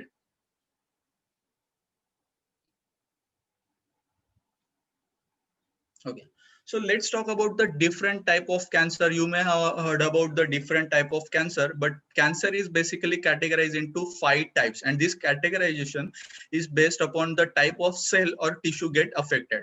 The first one and the most common one is known as carcinoma. So this is a cancer of skin or the tissue that lines the internal organ.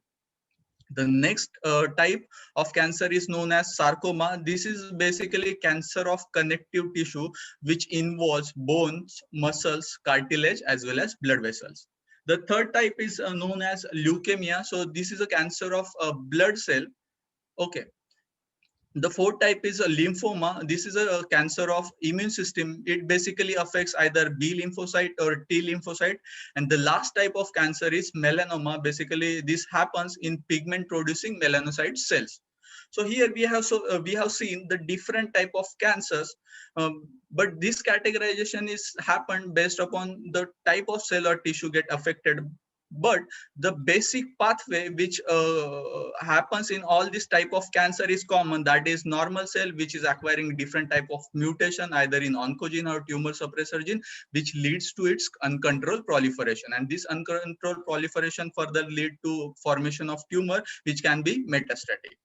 Next slide. Okay. So here in this table, I have shown the different type of cancer which exists in humans, in male as well as female. So here you can see the maximum occurrence of cancer in case of male is lung cancer. First 3 cancer are lung cancer, prostate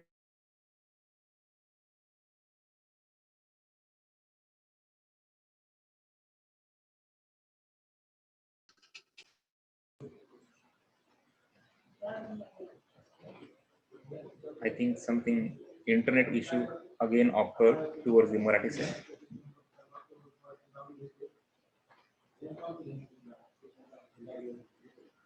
Sir will be joined shortly.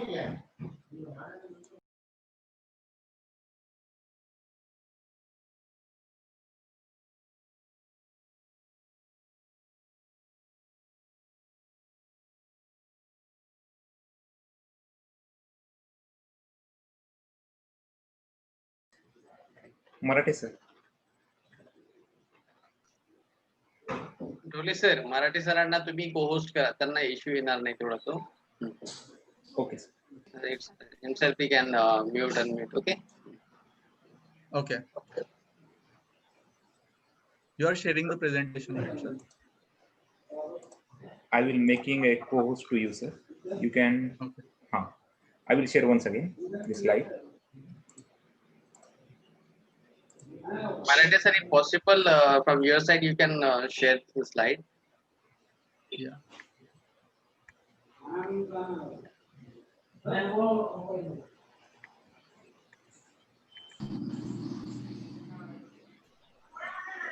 The screen is visible? Yes, sir. Yes, visible. sir. It is visible. Yes, sir. Visible. Okay.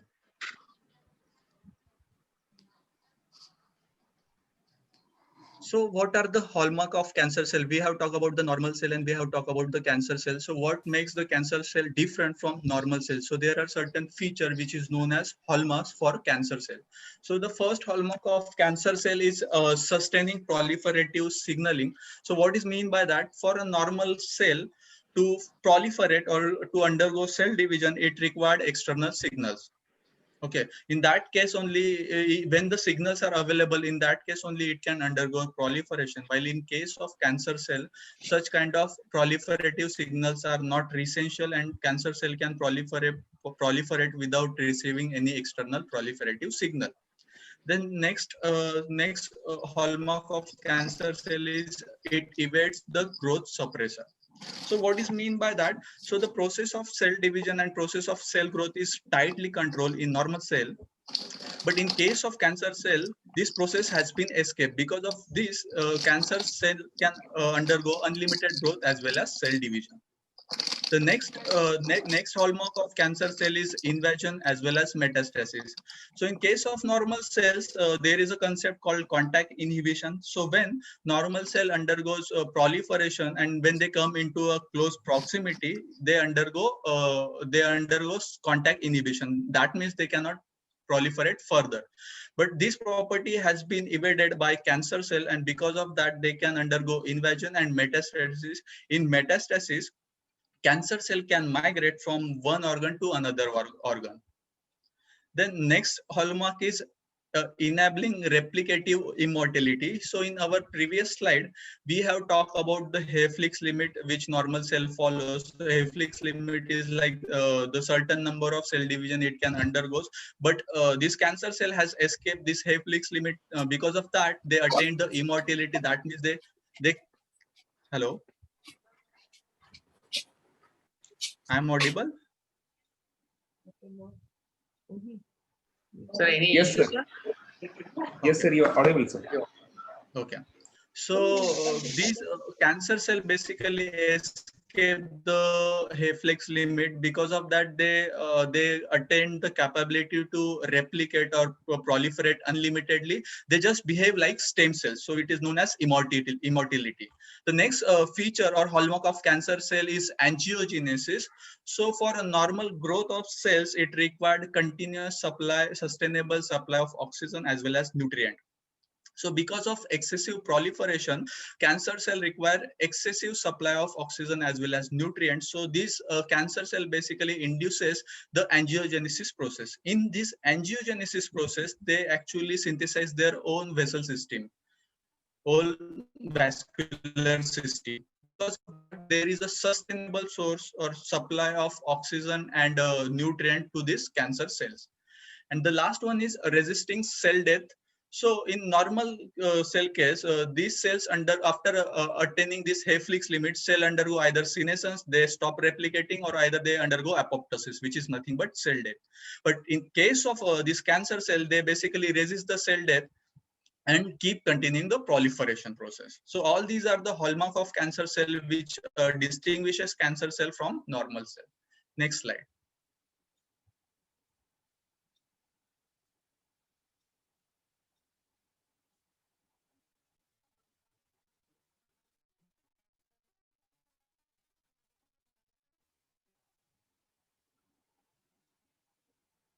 Next slide, please. Sir, you are sharing this screen.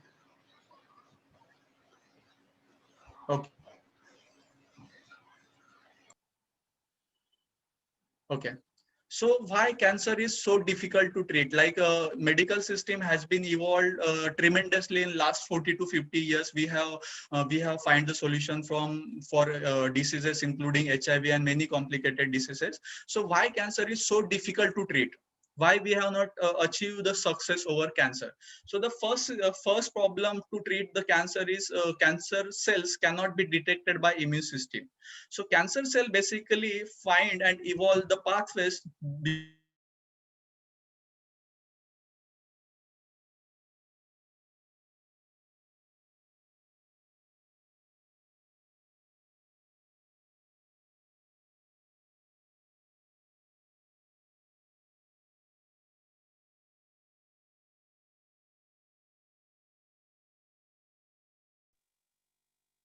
Again, the problem is there. Yes, sir. Some internet issue again occurs, sir, from Marathi sir side. So there is a low bandwidth internet towards the Marathi sir. That's why such problems are occurs, sir. He's in Mumbai, na? Oh, yes, sir. Yes, sir. He's in Mumbai. Yet getting the problem.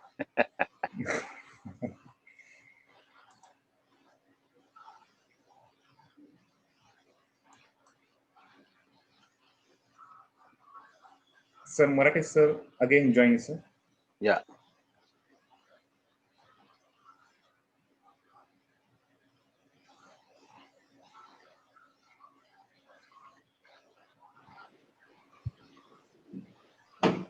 Marathi sir. Please continue, sir.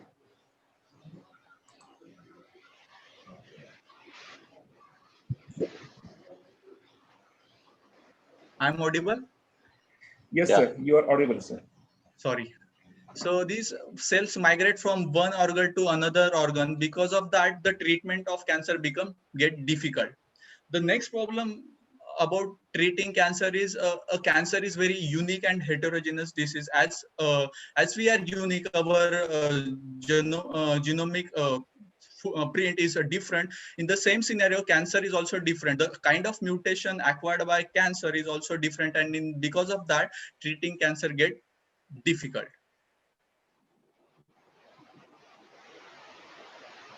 Okay, so we must have heard about the different stages of cancer, and we simply correlate the stage of cancer with the survival rate. If the higher is the stage, if you have heard about the cancer stage 3rd and 4th, in that scenario, the survival rate gets significantly decrease. So what is mean by the stage of cancer? So there are basically 4 steps or 4 stages of cancer, and each stage, the type of tumor and its stage is very different. And so the first stage is called as stage 1 or early stage. In that stage, the tumor of cancer is very small as well as invasive. That means it cannot migrate from one organ to another organ. So it doesn't have any capability to migrate to surrounding tissues as well as lymph node. So this is also known as localized cancers. The second stage is also called as localized cancer. So in that in that stage, so cancer start affecting the nearby tissue. So mass of the cancer cell has increased significantly as compared to stage 1, and these cancer cells start spreading to the lymph node as well as surrounding tissues.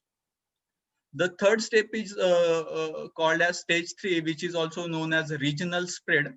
So in this case, cancer affect the more surrounding tissues, more and more surrounding tissues. So the mass of these cancer cells has been increased significantly, and these cancer cells spread to the distant lymph node as well as other tissues. And the last stage is called as stage 4. So in this stage, there is a distant spread of cancer cells happens. Okay, and this stage is also known as metastatic stage, in which cancer cell migrate from one organ to another organ, which make the treatment of cancer more and more difficult. So the prognosis, which is also known as diagnosis of cancer, is very crucial in the sense of cancer treatment. So if the prognosis or cancer diagnosis is happening in earlier stages of cancer, then the survival rate is significantly increased in that case. Okay. So let's talk about the treatment options available for cancer. So for cancer, basically there are three basic type of treatment options are available. First one is surgery, second one is chemotherapy, and third one is radiotherapy. Okay, so the type of treatment depends upon the stage of cancer as well as type of cancer. So surgery is the most basic treatment. In this surgery, basically the side effect is very low. Okay, but the problem of this surgery is that there are few cancer cell remains and which leads to the relapse of cancer. The second type of treatment option is chemotherapy. Chemotherapy involves the cytotoxic drug which selectively targets the cancerous cell. And the third basic option for cancer treatment is radiation therapy. Radiation therapy basically involves radioactive material like iodine, cobalt, as well as X-rays for treatment of cancer cell. Then there are different advanced options are available for cancer treatment like hormone therapy. So hormone therapy has been used for treatment of prostate cancer as well as breast cancer, which growth is hormone dependent like progesterone and testosterone. The next advanced option for cancer treatment is bone marrow transplant. So bone marrow transplant has been used for treatment of leukemia as well as lymphoma. Then next option is immunotherapy. So immunotherapy use monoclonal antibody which selectively target the cancer cell. And then last option is a targeted therapy. So this targeted therapy basically involve customized medicine which used to treat this heterogeneous type of cancer.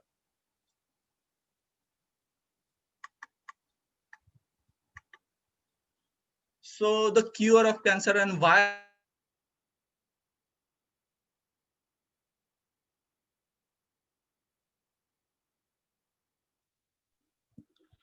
Sir, Marathi sir, you are not audible.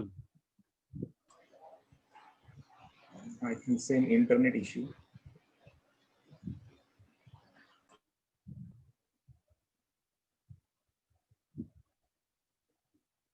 Can you hear me, Marathi sir?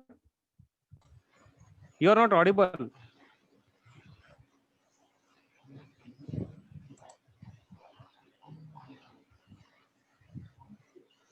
Slides is being shared from his side or our side? No, sir, from his side, sir, Marathi sir side. He is able to show the slides, but he is not audible. Sir, actually there is a low bandwidth internet. That's why there is a problem, sir.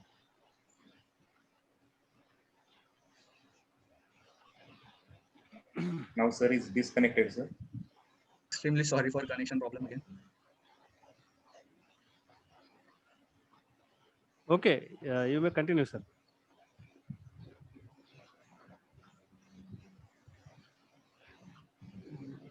Okay. Sir, you put So why your it is video taking off so long and you to just present. completely good at state?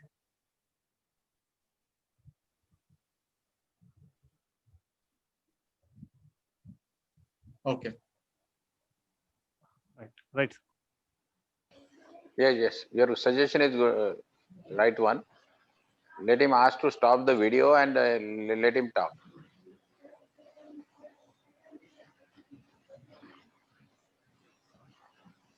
Would it be possible then to share the screen and slide? Yes, just a minute. Yes, sir. Yes.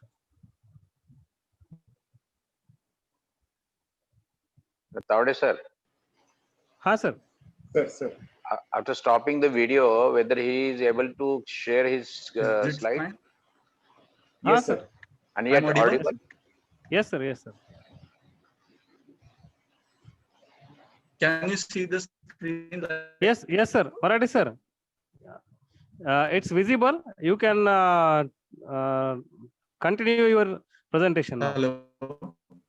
Yes, sir. Okay.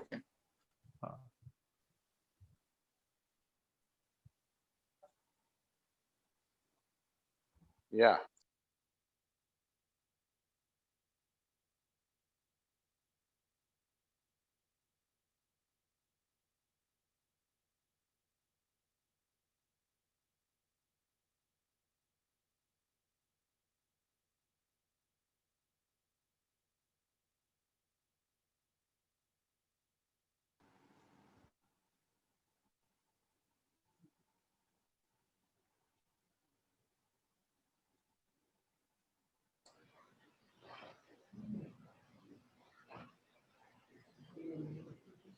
Marathi sir, please continue, sir. Okay. So why it is taking so long to completely cure the cancer? The first reason is that cancer cells are super good at staying alive. So no matter what type of treatment you are using for cancer cell, they always evolve and find the way to stay alive. The second reason is that cancer cell change over time. So cancer cell as progresses, they acquire more and more mutation and become more and more resistance to the treatment you are doing. Then the tumor contain more than one type of cancer cell, which we call heterogeneous nature of the cancer, and because of that, single treatment is not sufficient for the treatment of cancer, and because of that, a complete cure is still not possible.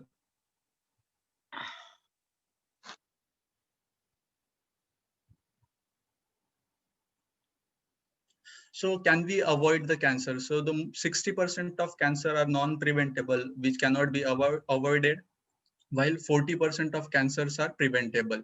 So these 40% of cancers are depends upon our lifestyle, the factors like smoking, obesity, alcohol, UV radiation, physical inactivity, poor diet.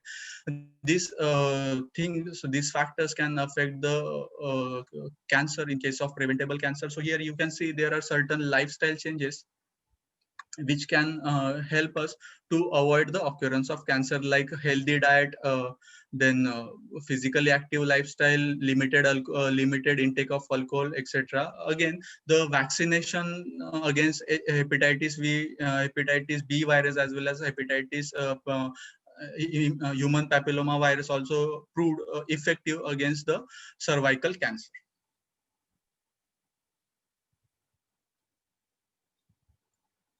So let's talk about the cancer and research. What kind of cancer research is happening nowadays in cancer? So the different field like chemistry, biochemistry, molecular biology, physiology, medical physics, epidemiology, biomedical engineering has given significant contribution in the field in the cancer research.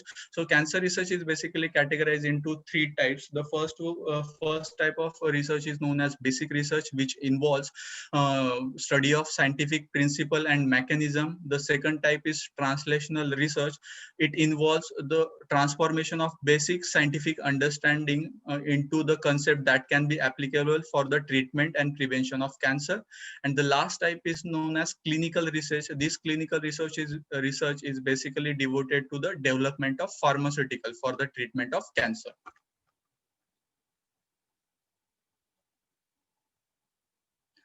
So here, as I'm working in the field of in the cancer hospital, so here I have provided some best free cancer treatment hospital in the India. The first one is Tata Memorial Hospital. It is there in Mumbai, main Mumbai. Then the another hospital is Kidwai Memorial Institute of Oncology. It's there in Bangalore. The another hospital is Tata Memorial Hospital in Kolkata. Then the Regional Cancer Care Center in Tiruvananthapuram, and then Cancer Care Foundation of India in Navi Mumbai, Actrek.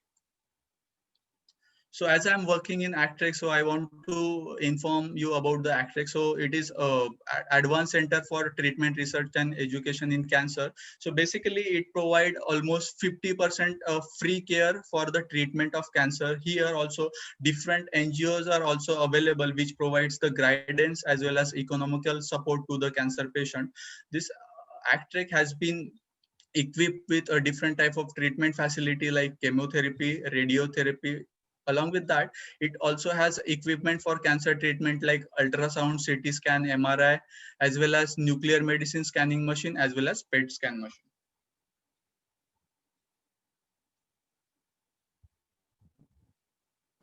Thank you.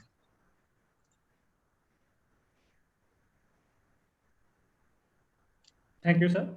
Okay. I request to participants, if anyone have query about presentation, please put questions in chat box.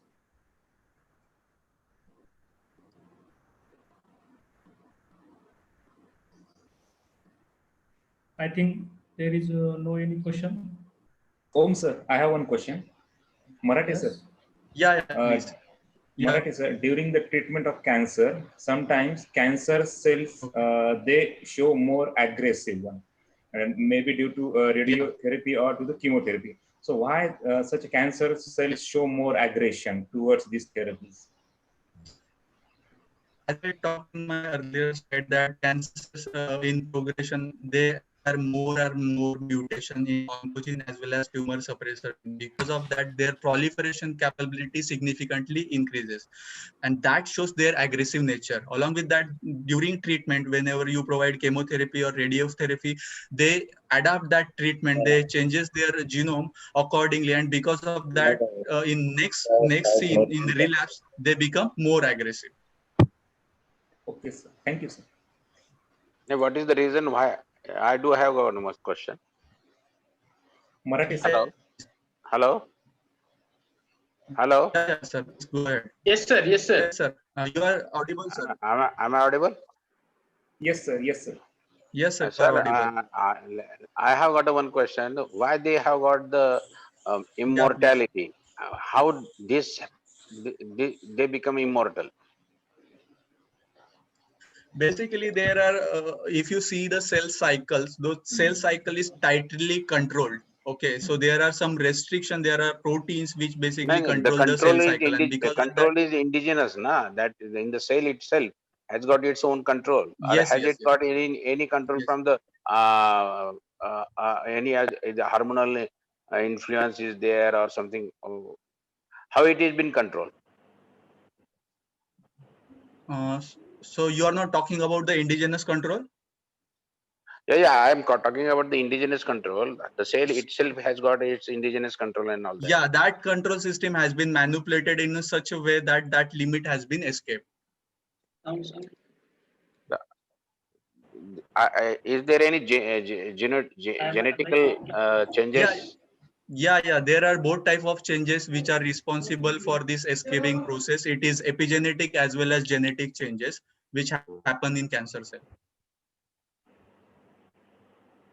You said that they have got their own ability to have the more vascularity. Yeah, angiogenesis we are talking about. Yes, angiogenesis. So they basically secrete some angiogenetic factor which promote the process of angiogenesis. So because of that, they can create their own vasculature system and allow the sustainable source of oxygen as well as nutrients.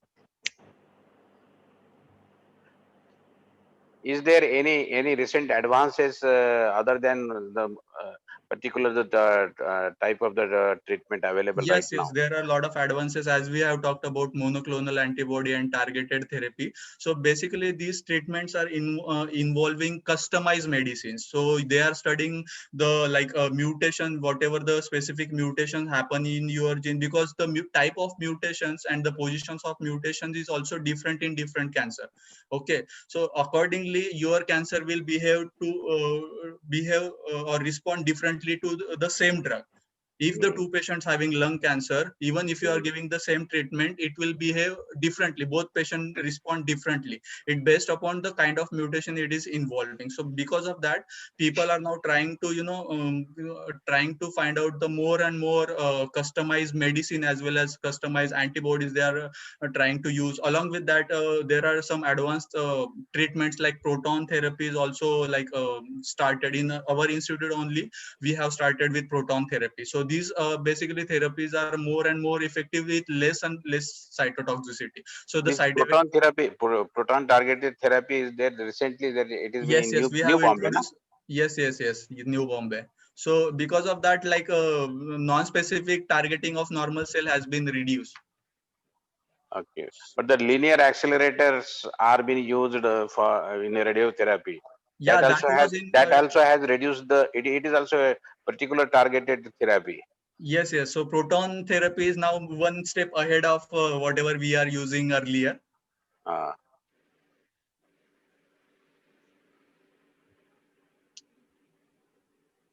wonderful Marathi, lecture, sir? sir. You have given a very wonderful lecture. Sorry for intermediate No. problems of connection and all. No. Your slides were Marathi, good, sir? and your lecture was also good. Dole sir. Yes, Dole sir. sir. Yes, sir. Sir, we have one question from research scholar Vikas is the name, and he asking that this question is to our resource person that microfluidic lab on a Sorry, cheap technology you are has not audible demonstrated. actually. So audio is not okay. Can you repeat the question, please? Hello. Yes, sir. Yes, sir. I will. Yes, sir. Now it is okay. Yeah. Please. My audio is okay, sir. Yes. Repeat the question. Yes, sir. Yes, sir. Sir, microfluidic lab on a cheap technology has demonstrated the high potential on the design of new methodologies for the cancer diagnostic treatment. Yes. Sir, he want to ask that what is the effectiveness of this technology in cancer? So basically, let me tell you first thing, these technologies are in trial. Okay, so it is not in mass scale. So people are trying to understand genetically cancer, trying to understand cancer more at genetic level. Like we are trying to find out more and more mutations. Like in breast cancer, we have find out, it is previously reported that there are different BRCA genes are involved. So people are trying to understand such a different kind of mutations. And then if we able to gather all this information, then and then only it can be used for mass scale application. But currently it is still in, you can say, kind of clinical trial. People are still trying to understand. And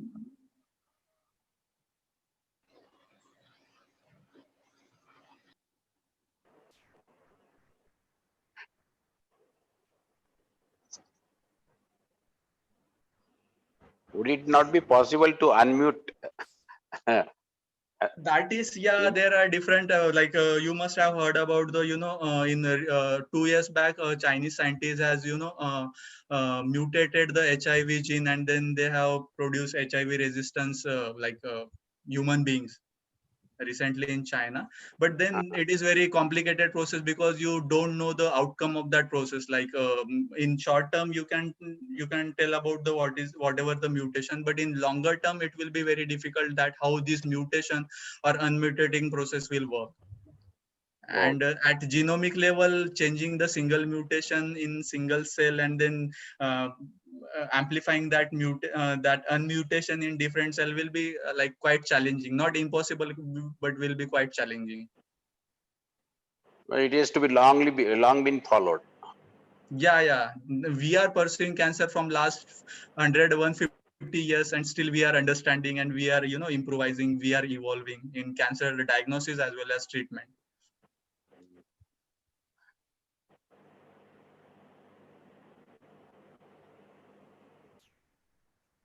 Thank you very much, sir. Hello, Marathi Sir, sir. there is one Yes, question yes. in chat box. Yes. Can you please read that? Sir, Aman Singh wants to know about can we treat cancer with gene therapy? Gene therapy, that's what sir was asking about. Can we selectively unmutated whatever the cancer causing mutation is? There are some techniques like CRISPR and all. But I must say those techniques are still in trial. There is possibility we can rectify those cancer causing mutation, but then for that we have to follow it for longer period for actually application. There is possibility, obviously there is possibility, but we have to follow it for longer period. But I do have got another one question. Yeah, please. Yeah. As you have said that the 60% cancers are not stoppable, or rather not preventable, but the Yes, 40% not preventable. do preventable. But that doesn't mean that the causative factors you have already mentioned. We have been told that the hot spicy food, then drink alcohol, then smoking, everything causes the cancer. Rather, it has been told that when you use these things more in number, more in amount, then for the longer duration, then you will get the cancer. Actually, it is not the causative factor. It accelerates the cancer. Actually, it is not the causative one. Is it so? Exactly. So cancer is basically very complicated process. It is basic combination of your genes as well as environment. So how they are interacting, it leads to the cancer. So as you correctly said, so it is a causative factor which accelerates the process of carcinogenesis. That is true. That means it is the already inbuilt process. If it one have got it the process, then it accelerates it. So that's all. Yes, yes, that is true.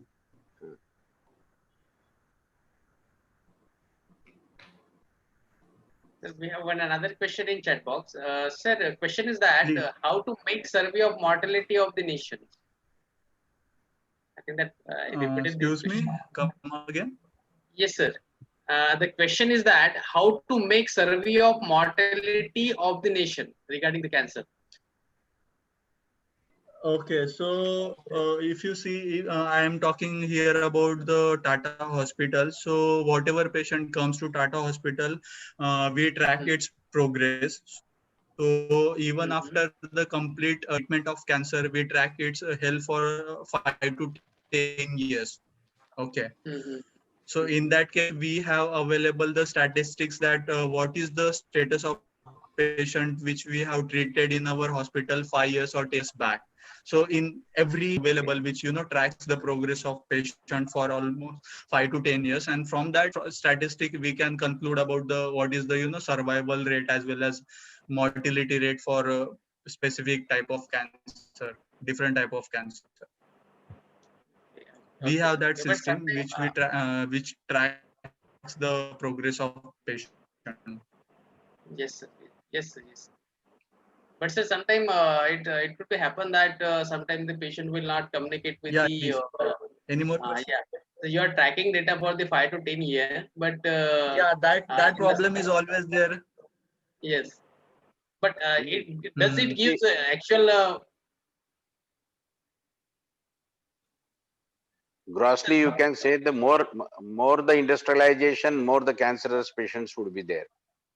Yes, sir. Yes, sir. Yeah, that factor will stimulate, as you said, that factor will enhance the process of carcinogenesis. Obviously, it will fasten the process. Related to That is what we said. Ki it is 40% related to in the 40% lifestyle as cases. well as the pollution it creates. Yes, yes, yes. Exactly. Yes, yes. True. Even intensive farming, and because of the higher production and the hybridization and all that, to get the more yield, then you use so many pesticides, insecticides, and that is the one of the cause because of that adulterated food Yes, we are eating, yes. adulterated air we are. Pesticides.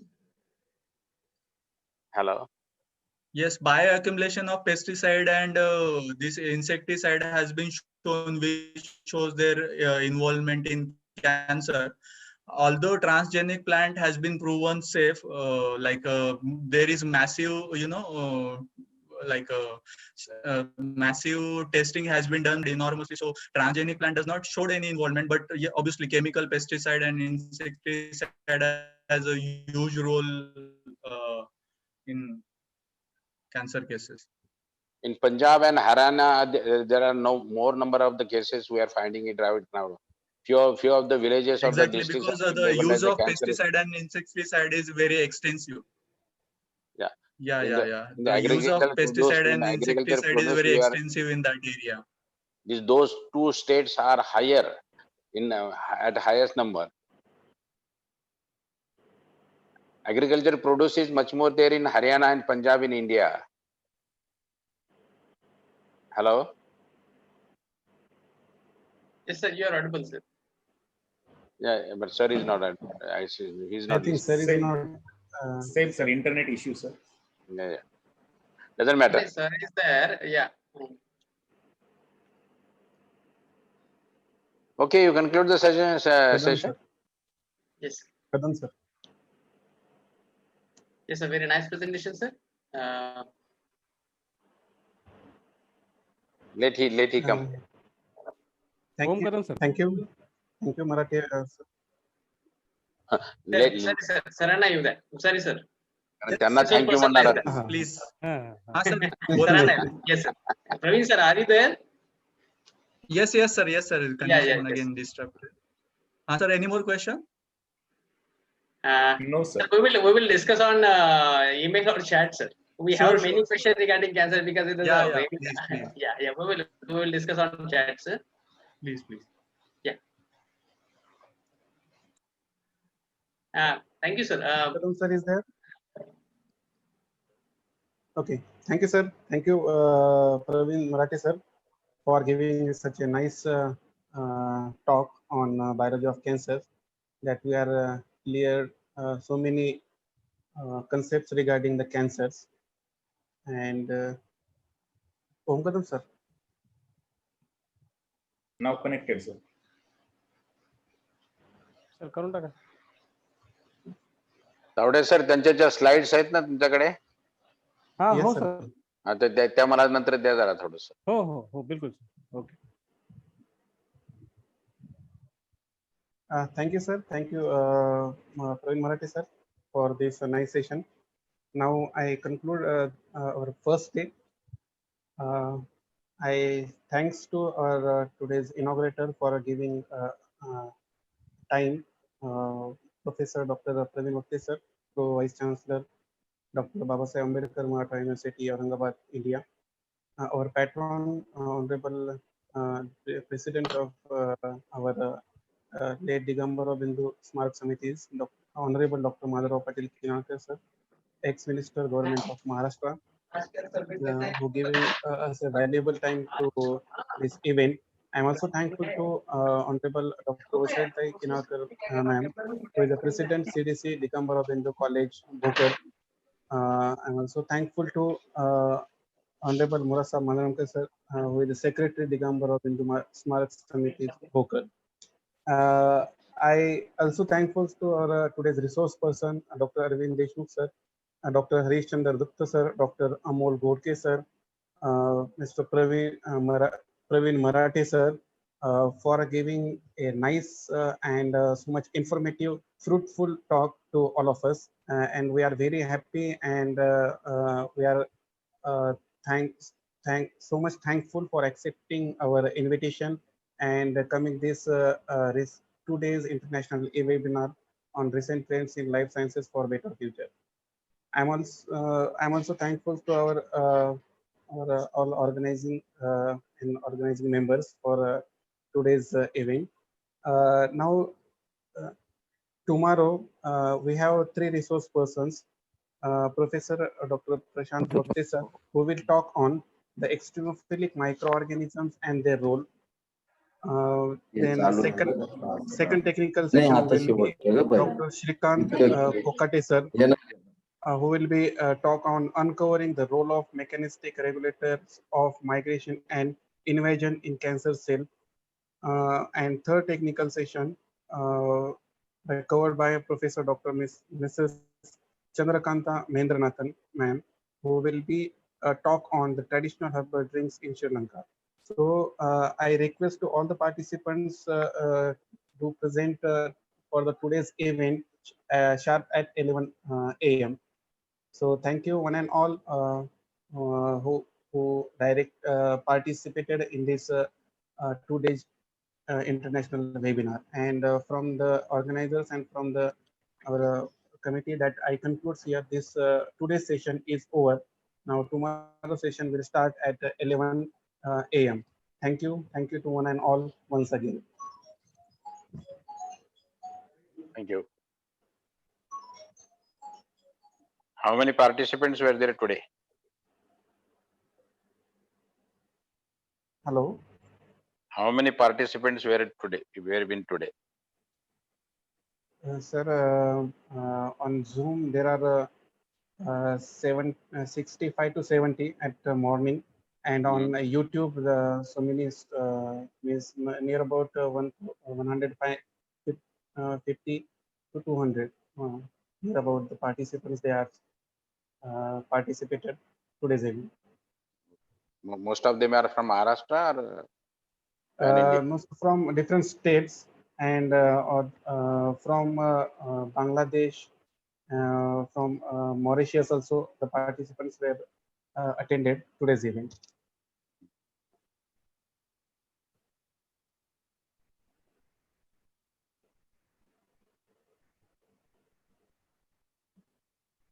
Okay, all the best. So, Okay. Thank you. Thank you, one and all. Thank you. Thank you.